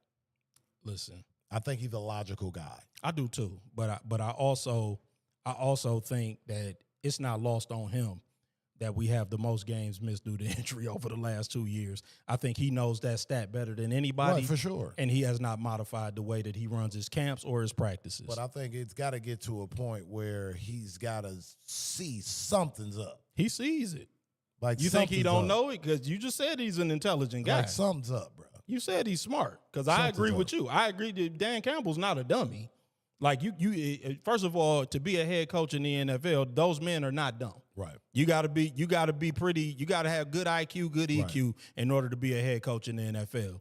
You leading 53 men who make a lot of money. You cannot be that's a hell of an operation that you lead. But I think him armed with like concise information and evidence that shows like, hey, bruh, this ain't it. Okay. I think. I mean, listen. I'll defer to what you're saying. But I think he would need the evidence to show that. You know what I'm saying? But it would have to like directly correlate to. I think that there's a reason why it hasn't happened because I don't think. So you're thinking he's refusing it? I think like I don't even know if this entity like exists. Yeah, okay. There's independent auditing firms that exist that will come in and that'll look at your football op. Yeah, if you have a lot of injuries. I didn't know that. Yeah, I think those types of firms exist, but I think that whoever, is in charge, let me say that, whoever is above kind of already knows, like, I don't know that, the recommendations will be taken seriously. What you got, nephew, before we? So while I do agree that Dan Campbell is open to changing and has shown that in some capacity, when it comes to health management, I won't believe that until I see starters playing in one of the first or two playoff preseason games instead of going hard at practice every day. Thank you. Right. Yeah, because I'm like, he's got to know these numbers. He knows these numbers that we know. And he knows that, like, teams like Kansas City, for example, they play their starters in the preseason. Right, yep. He refuses. Right. Teams that stay healthier than us do things altogether different, like inter-squad practices, for example. Kansas City don't do them. Right. Because people get injured. Granted, we not doing a joint practice this year. Good. Now I like that, but I'm like, there are certain things that have a direct correlation to this getting banged up and getting banged around. It's crazy. Yeah. So, at any rate, you know what I'm saying. Let me get to my next point because I know it's getting later on. Let me ask you about this defense, man. The Detroit Lions defense is undergoing a significant strategic transformation during the 2026 camp under defensive coordinator Kelvin Shepard. They're focusing on hybrid personnel packages, expanded nickel sets, and a heavy emphasis on generating takeaways. Following an offseason that saw the departure of veterans like Alex Anzalone, the franchise has pivoted toward an aggressive, collective approach to complement superstar edge rusher Aiden Hutchinson. Despite the personnel deficits in the defensive backfield, what are your expectations for Kelvin Shepard this season, and what does success look like to the people's champ? I expect it to be rough for Mr. Shepard this season. I expect it to be real rough. Yeah, I mean, so. And my expectations is this, man. If we still can't stop a bum like J.J. McCarthy consistently on 3rd and long, I don't give a damn about any of the personnel changes or losses or additions. Well, lucky for you, we got a bum the first week. And you know what? Let me not say that. Tyler Show actually looked good down the stretch of the season. Yeah, man. But if we struggle against Tyler Show, right, that's going to be – we in for a long season. I'm just saying, man, and again, offense, defense, schmeef, 3rd and long. Yep. That's when I'll start taking the defense for real. That's when I'll start taking Kelvin Shepard in serious. And I mean, he's shown signs. Sure. And capability. Yeah, I think, he's got some capability. And I'm rooting for him. Sure. But damn it, I'm tired of that part. Like, that's what kills us. That shoots us in the foot every week. in games that matter, we get picked on by teams that recognize it. Sure. And our defense, it just sits back there helpless. Yeah. And, and until we shore that up, we ain't legit. Yeah, so there's no chance that we're going to be a top 5 pass defense. I have no expectation of that, right? Damn, top 5. Yeah. Top 10. I was about to say 15. I was hoping for middle of the pack. Like, listen, let's be top 10 in run defense. Yeah. Because that's something achievable, I think. Yeah. So, like, when we were in 23, when we went to the NFC Championship game, we were a top 5 run defense. I think we was like 20th in pass defense. But it was because we were so good against the run that teams had to throw the ball. Yeah, that's doable. We got Jack Campbell. Yeah, so, I have no problem with that. We got to get off the field on third down 65 to 70% of the time. That's got to be a point of emphasis. We got to be in the top half, let's say around the middle of the pack in scoring defense, because I believe the offense is going to put up 4 scores a game. If we hold teams to at or around 20 points a game, I think we're going to be okay. But the best in the business at that is knees in God's hands. So right. He says. Yeah. I mean, that's just real talk. We all are, but I'm just saying. Yeah, so I'm like, and as we already said, if the pass defense gets carved up by Tyler Show, then we'll know what's going on. And the last thing about the Lions, they signed 3-time Pro Bowl running back Jahmyr Gibbs to a massive 3-year, $67.5 million contract extension. The blockbuster deal can reach a maximum of $75.75 million via performance incentives and make him the highest paid running back in NFL history by average annual salary at $22.5 million per year. Guaranteed at signing was $37,726,429, included a $15 million signing bonus in the full base salary for 2026, 2027, and a portion of 28. So total guarantees brought that to $51,476,429, and he is signed through 2030. Before we move on to the Bears, any thoughts on that? Well, I mean, that was great to hear. Yep.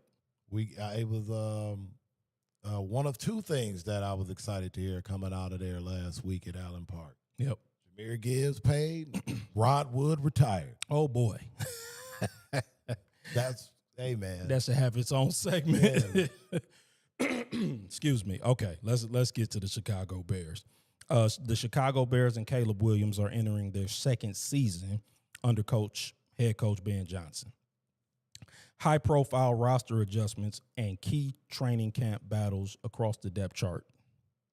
After a thrilling first campaign featuring major fourth-quarter comebacks, all eyes are on Williams as he refines his timing and command in Ben Johnson's offense. With new targets stepping up and adjustments along the line, head coach Ben Johnson has emphasized building fundamental trust and precise communication before week 1. While rookie wideout Luther Burden III is being held out of the preseason with a minor groin injury, the first-team offense has been highly explosive in unscripted practice periods. Many believe that with the combination of a tougher schedule, better scouting, and a defense that is likely to produce fewer turnovers, the Bears are due for a regression. What do you believe? What say the people's champ? I think they'll come back to the pack a little bit. Okay. I don't think it'll be as precipitous as people are trying to predict.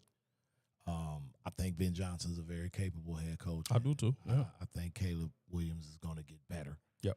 But to your last point, I don't think their defense, is going to lead the NFL in takeaways. Oh, you don't think they're going to get 33 again? Yeah, I mean, it's ridiculous. So, I mean, you taper that being a part of the gravity. Yep. So, yeah, but I still think they have the talent. You know what I mean? They've got some talent on both sides of the ball. And they offensively, they loaded. Yeah. I mean. Yeah, they loaded offensively. So, I think they'll definitely be in the mix without question. But, yeah, I don't think they're surprising anyone. No. The way that they may have last year, especially in the fourth quarter. Yep. Yeah, no, I agree with all of that. It was said this week The Bears are the #1 regression candidate for this upcoming season. And you know who said that? Ben Johnson, their head coach. And I agree with him. The one major defensive upgrade that they made was Kobe Bryant. He came over from the Seattle Seahawks, and he's going to be out now 4 to 6 months after undergoing knee surgery. So, I mean, yeah, they didn't do a lot on the defensive side of the ball. They won't force 33 turnovers again. They will not have 7 fourth-quarter comebacks in the last 2 minutes of the game. I think all of that is unsustainable. I don't think I need to go into the reasons why. So, yeah, I think there will be some regression to the mean. I do still think they'll be a good football team. What you got, nephew? So, when it comes to this, I think where the Bears differ from everybody else in the division is that while everyone else historically has been consistent, either on the good end or the bad end, the Bears have had so much variance over the years that it's kind of hard to know what they're going to do That's an going into point. any season. Yep. Yeah, they don't trend. Yeah, that's actually an excellent point. And that actually leads me into my next commentary. Entering his 3rd NFL season in 2026, Caleb Williams faces astronomical expectations as the Chicago Bears aim to transition from a playoff team into an elite, no-doubt championship contender. General Manager Ryan Poles openly stated that the internal expectation is for Williams to establish himself as a definitive top 10 NFL quarterback this season. Williams isn't just riding on the hype. He is coming off a historic 2025 sophomore season under first-year head coach Ben Johnson. Williams shattered franchise records, and which means nothing, improved his clutch gene in high-stakes environments. Do you expect Caleb Williams to take a step forward this season? And if so, do you expect it to be giant or incremental? What say the people's champ?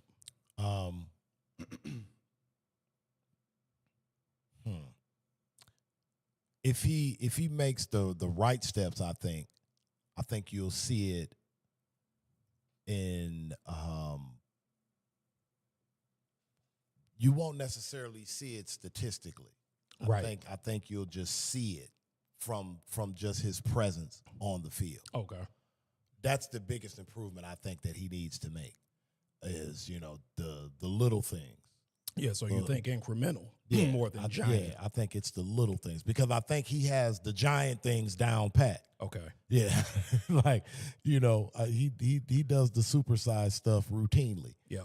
I think he just has to pay attention to the details and the longevity stuff, the stuff that'll keep him in the league. And once we start to see that, I think that makes him more dangerous. Sure. Because that allows him to manipulate the defense even more. Yes. And, can give him more control of the offense. So that's what I think I would like to see from him. And I think he knows that. Sure. And if he doesn't, Ben Johnson will let him know that. So I think that's the improvement I'm looking for with him. No, I agree. I expect an incremental improvement. I don't think he's going to take a giant step forward because I think that the way defenses will play him from a scouting standpoint is they're going to play him to keep him in the pocket because he's more comfortable off schedule. For sure. He's less comfortable being that pocket passer and playing on schedule because he's so dynamic outside of the pocket. Teams are going to play him to keep him in the pocket. And the teams that actually had success against him played him just that way. They played him to keep him in the pocket. So I think that, there's going to be situations where teams are going to maintain that rush lane integrity. Right.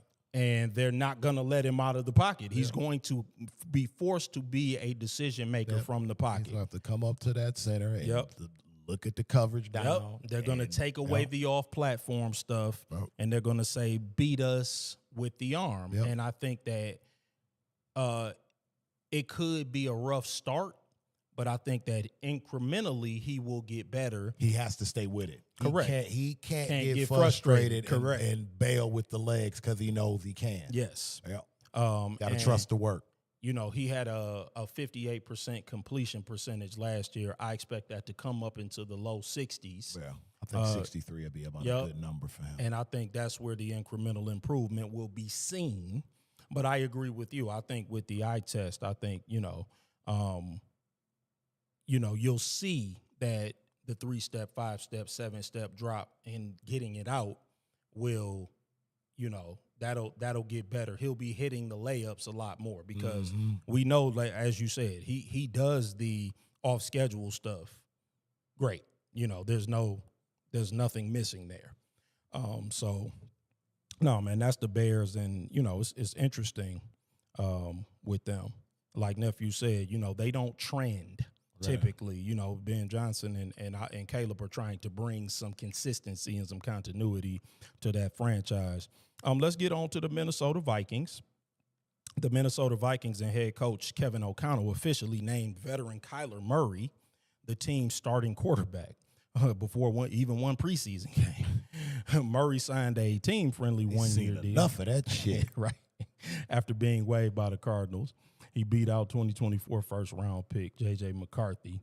While both split reps evenly for the first 10 days of camp, Murray's superior mastery, execution, and deep ball pairing with Justin Jefferson ultimately secured him the job after an injury-plagued sophomore season where he threw 11 touchdowns and 12 interceptions. McCarthy slides into the backup role. He plans to remain in Minnesota long-term, though local chatter about his trade value is bound to persist if other NFL teams face injuries. Is J.J. McCarthy basically all but done in Minnesota? No. What say the people's champ? Not yet, but there's about one more flip on that patty for that burger's done. You best believe that, because whenever they decide Kyler Murray's the starter and y'all haven't taken a snap in a preseason game, that's pretty telling. Yes. They don't like how you smell, dog. Right. And they trying to get you out the room fast. So the only reason why I say it's maybe one or two flips left is because Kyler Murray has shown durability issues since he's been in the NFL. Excellent point. But if they can find a way, same thing in my notes. But if they can find a way to keep him upright for 13 to 16 weeks, then 18.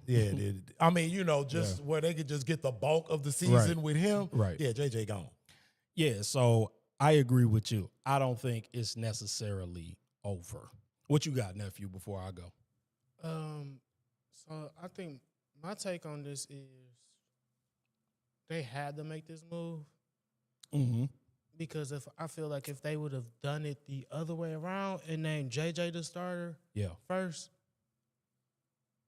if it goes the way last year went, then it's done. It's over. Right, there's no coming back. There's no coming back. Mm-hmm. Whereas in this situation, if something was to happen with Kyler,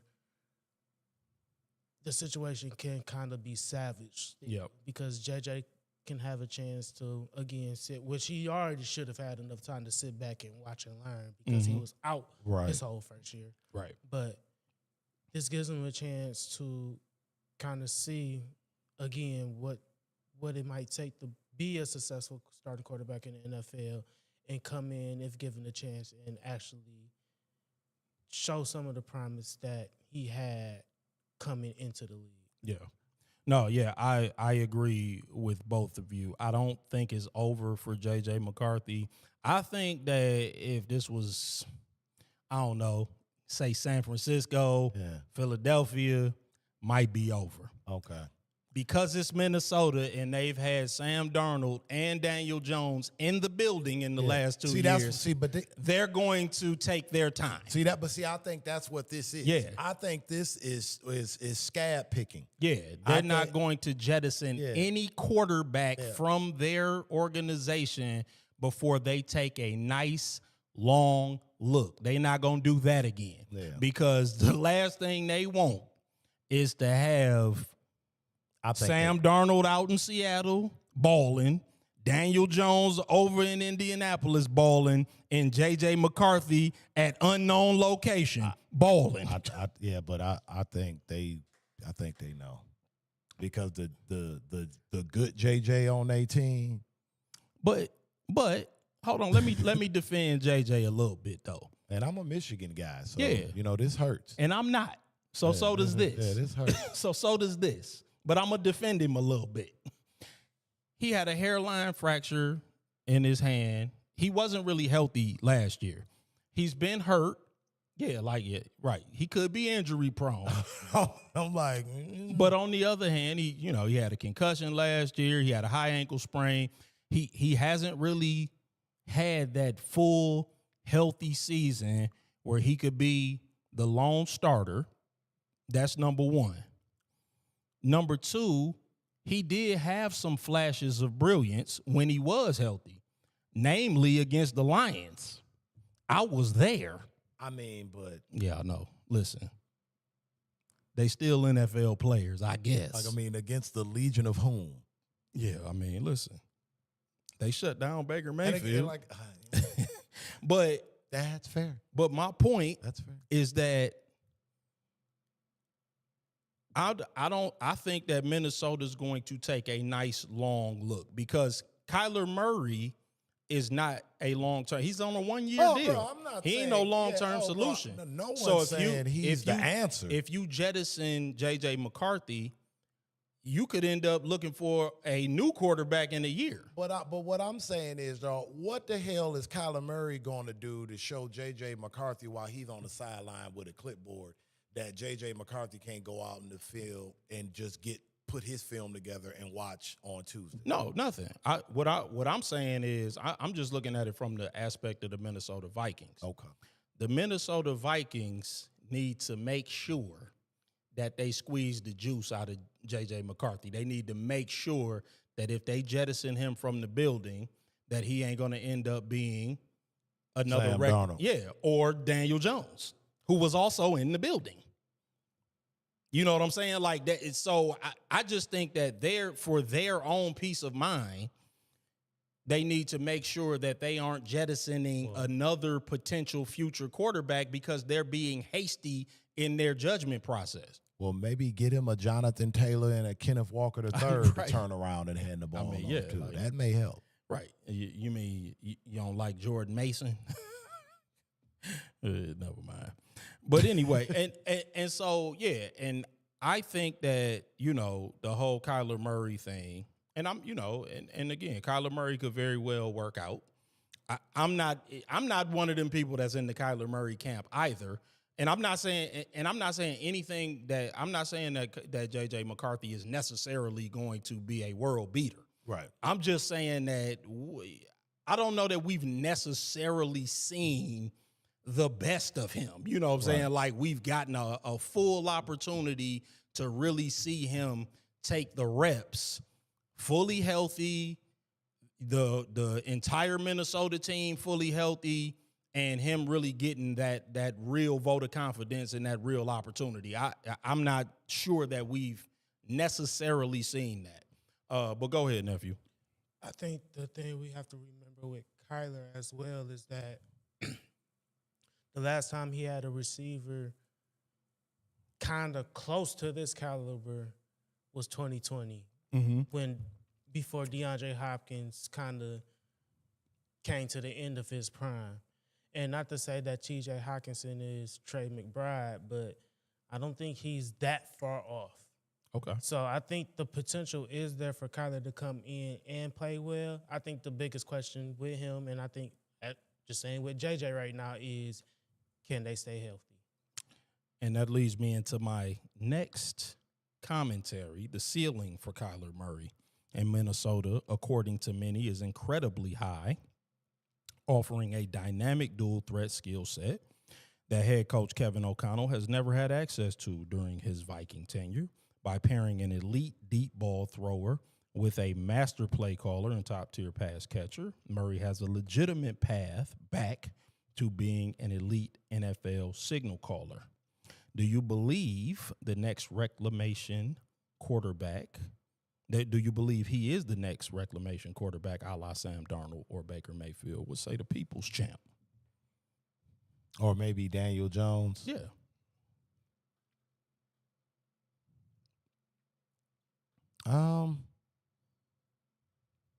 I'm gonna say yeah. I don't think he can find another situation where he could have the opportunity to do what he can possibly do in Minnesota. Like I don't think he'll like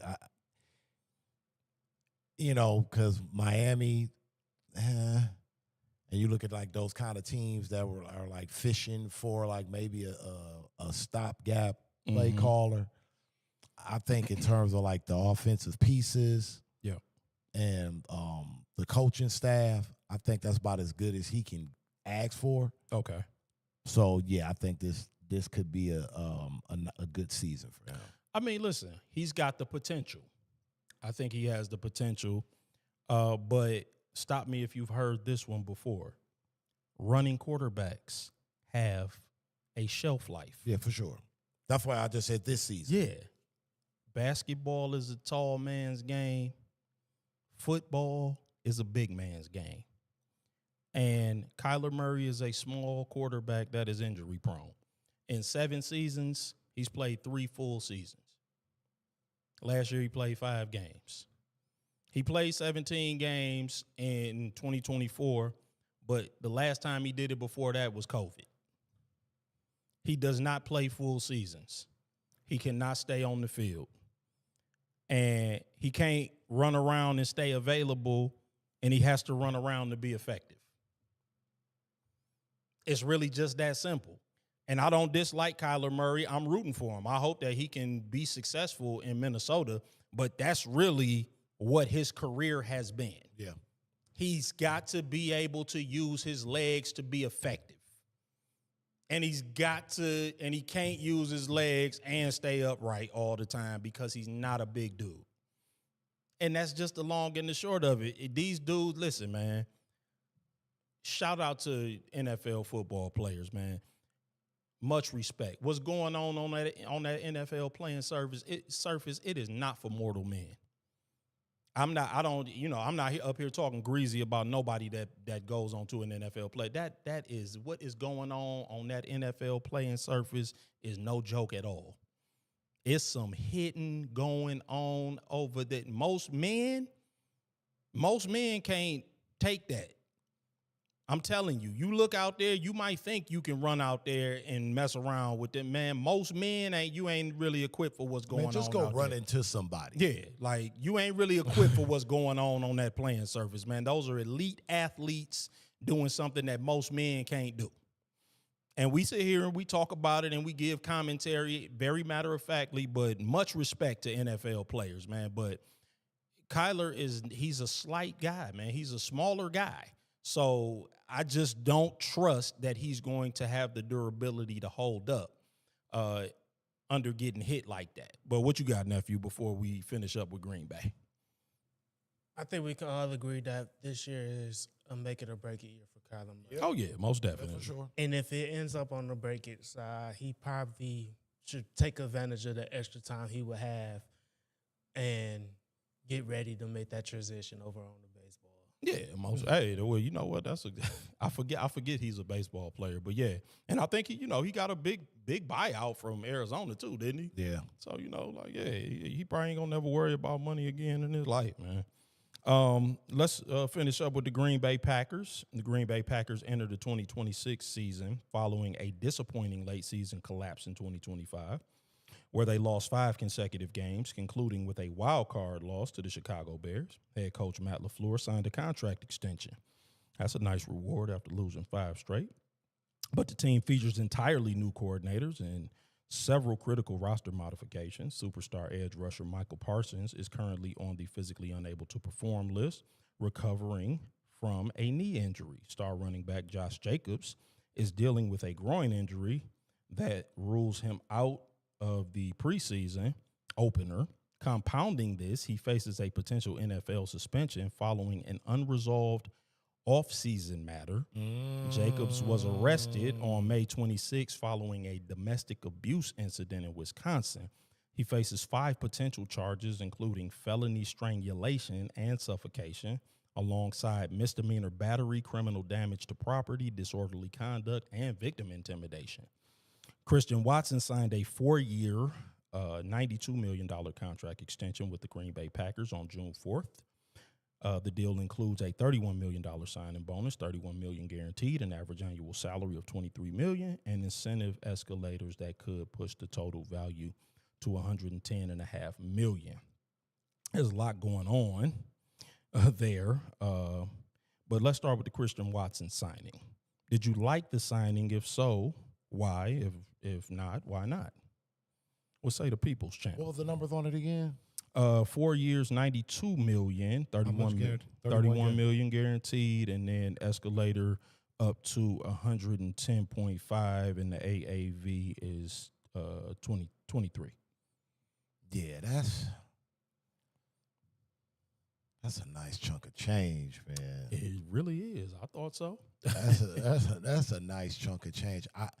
I think this is more about making sure that Jordan Love's happy with the pieces. I guess that's around him, because I mean this is another where you talk about like a make or break. I think this is going to be a referendum season for Jordan Love too. Yeah, it's got to be. I think so. I think that plays a big part of it too. His health has been a major concern as well. Yeah. I mean, because he kind of took him about maybe 4 to 6 weeks to kind of start to resemble, anything close to the Jordan Love we had saw previously. I think. Oh no, he opened up looking great against the Lions secondary. Okay, but you're right. But I think like the Green Bay Brain Trust are waiting for the Jordan Love from that 2023 playoff run. Yes, yep. To show back up. I agree. And he ain't been around since then. So I don't know. Maybe they're thinking making sure that his weapons are there and accounted for. Sure. Can help get back to that status. Yeah. But that's the only thing I could think of giving Christian Watson that kind of money. Yeah, I agree with you. I did not like the signing. Christian Watson averages about 12 games a year, and the best ability is availability. He only averages 33 receptions per year. And not only is he not productive, but he gets hurt with a low work rate. And he's almost undoubtedly going to be asked to do more because there's no more Romeo Doubs or Dontavian Wicks. They're both on different teams. So he couldn't stay healthy with being a small piece of a large ensemble. So now he's going to be a larger piece of a smaller ensemble, and you're going to ask him to stay healthy under those circumstances. For a team that's usually very astute and calculated with the way that they spend their money, right? This was shocking when I saw. I was shocked when I saw that. I'm like, I did not understand that at all. I get that they cleared out, the other two guys, and so, you got to aggregate the money somewhere with the wide receivers, I suppose. But this was very, very odd. Well, they trying to pay for a breakout. Yeah, I guess so. But I mean, that works. He's talented, for sure, but he's not available. Like, the guy is not available, and he's not that productive. Bro got hurt the first play of the season. Yeah, right. Yeah, like 23 million AAV is insane. But currently, for the Packers, Micah Parsons and tight end Luke Musgrave are on the PUP list, along with one of their rotation defensive linemen, Jordan Riley. He tore his Achilles on December 27th, by the way. Musgrave has no timeline for return. Micah is out until at least week 7 or 8. And again, Riley tore his Achilles December 27th, which is after Brian Branch. So he's also out indefinitely. Josh Jacobs, as we mentioned, is sidelined with the groin injury, and we chronicle his legal troubles. Starting safety Javon Bullard has a bone bruise, which is traumatizing for Lion fans. And he's been seen in a walking boot. And they have other, minor injuries here and there. But how far can the Packers go this year with so many key injuries? I guess, it's the same with the Lions. But I'm going to ask the People's Champ, man. We'll say the People's Champ. As much as it pains me to do this, regular season, bro, Green Bay is always going to be in the mix to win the division.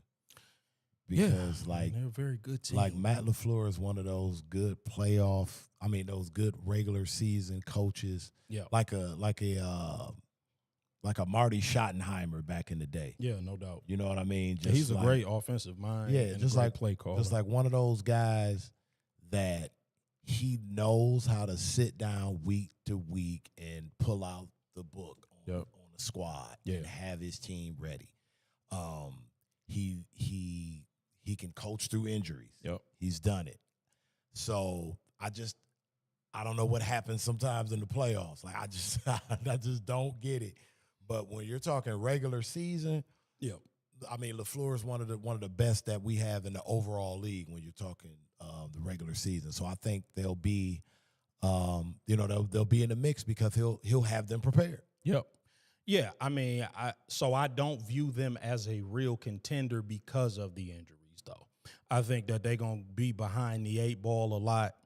I do think that the Josh Jacobs thing is probably going to result in some kind of an issue for him. He's going to end up missing some time. Luke Musgraves, I think, is important to what they do. And Tucker Kraft is coming off of an injury, even though I think he's going to probably be ready for week 1. I think they lost some defensive pieces. I liked Micah and Rashawn Gary as bookends. Even for when he comes back, I think Micah's going to be impacted by not having that other edge over there. And I think Riley was one of their better interior guys too. So, I think they just, they had to siphon off some pieces because obviously they just gave Micah Parsons $150 million guaranteed, 187 overall. So, I think that they are going to take a step backward. But I agree with you. I mean, they will be in the mix. They're not going to suck. They ain't going to fall off a cliff. But I think that just those few things that will hamper them for the first half of the season will kind of knock them out of contention. What you got, nephew? Oh, okay. And that brings us to who's winning the NFC North and why. Oh, yeah. I was pondering hard about this. Yeah. It's one of them ones. And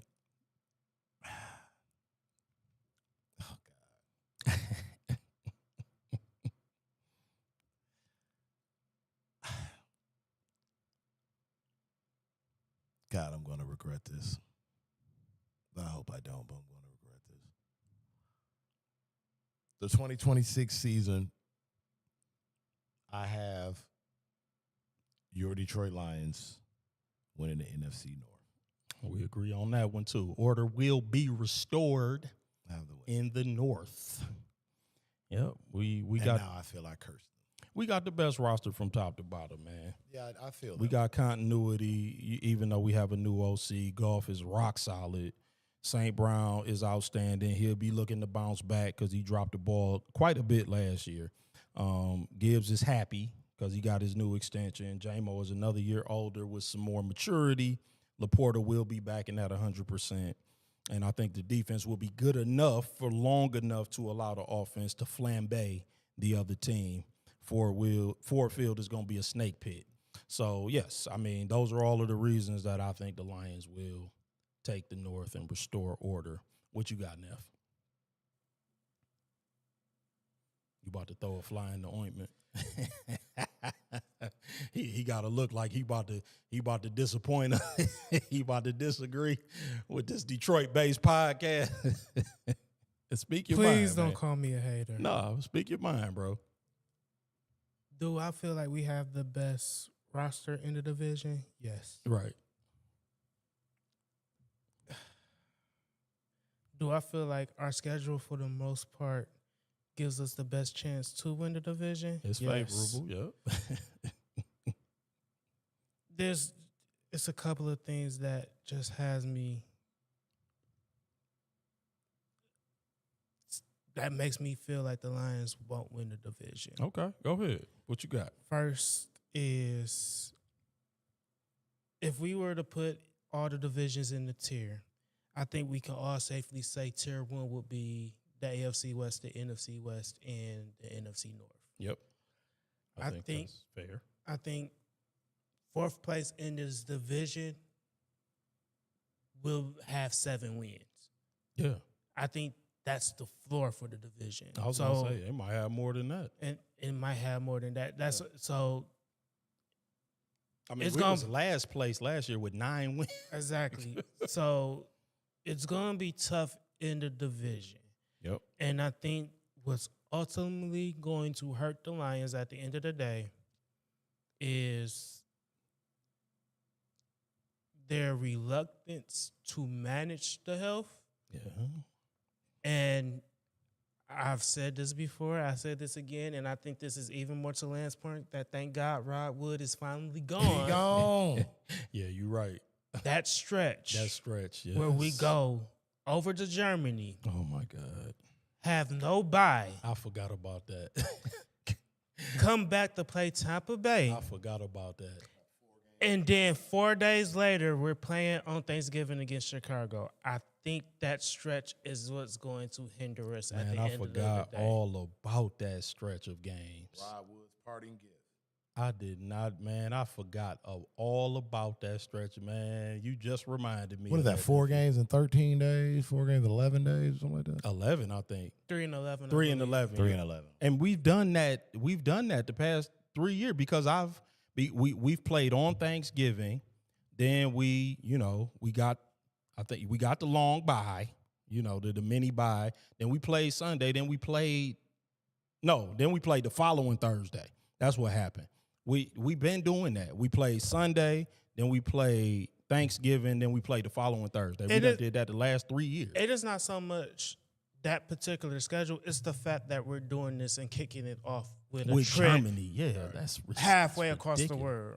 No, that's my problem with the whole schedule. But no, you're right, nephew. And you know what? I've had a problem with them scheduling us the Thursday after Thanksgiving the last 3 years. I'm like, why are we playing that following Thursday night game? Right. Like, we're supposed to get the mini bye week right there. I'm like, I don't like us playing that following Thursday. Like, stop scheduling us for that game. Yeah, and that was probably Rod Wood too. Like, yeah, we'll take the next Thursday night. Like, no. And we've been cracked up and like somebody and that's the week Branch tore his Achilles. Yep. Because we played Dallas. Yep. But at any rate, thank you for reminding me of that. So nephew. if I had On to a make high a note. pick, I'm sorry. No, so go if ahead. I had to make a pick, my gut says the Packers. Yeah, no, the Packers going to be in the mix, man. I just think that they got so many key injuries that they have key injuries going into the season. And Micah not, like, this year they going to need Micah more because I think that because Rashawn Gary is gone, they missing one of their best interior defensive linemen. So, like, I have a feeling that the defense is going to be, and they safety is in a walking boot right now, even though he'll probably be ready for week 1. But I think that they have some injuries. Like, they got a lot of injuries right now, too, that are lingering. But I could, it wouldn't, man, listen, like you said, the loser of this division could still have, like, last year the loser of this division was us, and we had a winning record. Yeah. So, like, the NFC North is always going to be a tough division. So, like, it's going to take 12, 13, maybe even 14 wins to get this division some years. Like, you ain't going to be able to half-step your way into a division title around here. So, every team is going to be competitive. Every team is going to be good. There's no wrong answers on who you think could win this division. Like, all 4 of these teams could win the division. Who had Chicago last year? You know what I'm saying? Coming out of nowhere like that. So, no, man, I don't think there's any wrong answers. So, no, that's not a bad answer, nephew. And I agree with you. Like, that stretch of games, we could come out of that with if we come out of that with 3 key injuries, that could derail the entire season. Yep. But at any rate, man, y'all got anything for the SS segment? Anybody? Other than that, other than that stretch of games by Rod Wood. I mean, man. I know that was absurd. I guess we can kind of wait till next week when I think they actually meet on it. But, like, Royce White and Enes Kanter. Okay, so we on the same page. Like, man, stop it, bro. I thought you was gonna say the Pistons having a 3:00 Tuesday game in the season opener. For the season opener, I said, you know what? I don't even care about that. Basketball. Qualifies. I know, yeah. The fact that the basketball game that allegedly is supposed to matter is scheduled on October the 20th is just weird to me. Right. That was just weird. I was like, I don't think I'm gonna like this NBA thing going forward, though. Last year was kind of rough. Yeah.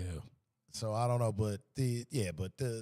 and I don't even really want to give it much energy, though, because it's like. But what happened with Enes Kanter? Like, what I missed? Oh God. So Trey Cafferly. Yeah. Oh, you talking about them declaring for the WNBA draft? Is that? Yes. Yes. Okay. I never mind. And it's just, you're not helping. Right. You're not helping, bro. You're not helping. It's like you're trolling. Yeah. You know what I'm saying? Like you're not trying to get to a resolution on an issue that I think people make more of it than what it actually is, but it is an issue that needs to be addressed. But, the energy that's put into it, a lot of it is supremely disingenuous. And, Enes Kanter and Royce White are kind of known for doing, like, silly clout chasing shit. And this is just kind of like the latest thing. It's like, my thing is like, bro, if you got a problem with the WNBA, just do like 80% of other sports fans and just don't watch it. Right. That part. And, that's it. Like, if you're not trying to help the game or the issue, what are you doing? Royce White can't talk to me until he stepped foot in the airport. Right. Because he afraid to fly, right? Yeah, but he said, I can't even repeat what he said. Said it was the transformer in him that like inhibited him to board a plane while wearing a wig and a blazer. Saying this stuff. All right then. Yeah. I just also want to add to the sucker SS of the week. I also want to put up for nomination the parents of the Tulsa National Little League All-Star team because first off, the fact that in this, people got to stop being helicopter parents. Let's just say it. Let's just put it out right there. You got to stop trying to live through your kids because you just ruined. I don't know how many kids are on Little League World Series rosters now. I don't know. I don't know the amount. But you just ruined their whole summer because y'all want to scheme and have somebody who's too old to play in the tournament. Oh, wow. And then when y'all get found out and in Little League say, hey, yeah, y'all disqualified. Y'all got somebody who's too old to be playing. Y'all take y'all butts to go get an injunction just to Oh, my God. So they ruining the whole Little League for all of the little fellas? So the other two, so they tried to force them to play. They tried to force the other two teams, whoever won their game, to play them through an injunction. But Little League was like, no, whoever, the team that won, I don't know the city name, so I don't want to get it wrong. Okay. But they say, no, they're done because they use their pitching staff okay, we win this game, we done. We going to Williamsport. Right, okay. So Little League said they had the fullback into their legal team to go to do whatever they have to do. And they was like, no, we out of here. We not staying in Waco. We about to go home and chill and get ready to go to Williamsport. So, man, just legal wrangling with the babies, man. No, that's crazy to me. Like, come on, yo. And it is. I think it's just timely because I'm not saying people do. I'm not saying it happens in Detroit or whatnot, but we're getting into that time of the year where the parents are about to be out at these PAL games or whatever the league is now. They about to be out at these games going crazy over they 10, 11-year-old not getting some playing time. Parents, please calm the hell down this year. Behave yourselves, please, man. It's about the babies. It ain't about you. Stop trying to live vicariously through your child. Right. You had your time. Okay? That part. It's over now. Let little Johnny or little Susie or little Tommy play their sport uninhibited by you, you had your moment, okay? You're out of your moment now. You work at Blue Cross. Right. Okay? That's what you do now. Go try to impress your boss. And you weren't that good. Yeah, no, you wasn't. You wasn't. You lying to your baby, but that's all right. I mean, we all embellish a tad, okay? But stop living vicariously through your child. You're out of your moment now, okay? And speaking of being out of your moment, that's it for us here, man. We appreciate y'all joining us on the Everybody Has One podcast. Once again, don't forget Clairmount 12 Premium Spirits, man. That's Clairmount 12, CLAIRMOUNT 12. That's 12.com. Go there to find out more about the premium spirits, man. Again, that's Clairmount12.com. Toast to the life. Share with a friend. Enjoy responsibly. Please do. You know that's the caveat, 21 and older. You know how it is. But we appreciate y'all joining us, man. Remember to continue to like, share, and subscribe. That's Everybody Has the #1 sports podcast on YouTube. Everybody Has One spelled out sports podcast everywhere else. That's Instagram. That's Facebook. That's TikTok. That's Twitch. That's Threads. And did I miss one? I don't know. If I did, y'all know we on all of the social sites, man. So hit us up there. Audio version of the podcast is available on Spotify and Apple Podcasts. So make sure y'all checking in with us there. If there are topics that you would like to hear us discuss, make sure y'all hit us in the direct messengers on one of those social sites, and we will try to get those topics addressed for you. Y'all join us back here next week at around 8:30 p.m. or as close as we can get to it. And we'll be discussing the AFC West and NFC West, chopping it up about those, man. Very exciting divisions in the NFL. And then we'll be hitting a couple of other topics as well. But, you know, these whip arounds take quite a bit of time. So we want to make sure we don't cheat y'all on that and give y'all these division winners, man. But thank y'all again for joining us. It's the Everybody Has One podcast. Peace.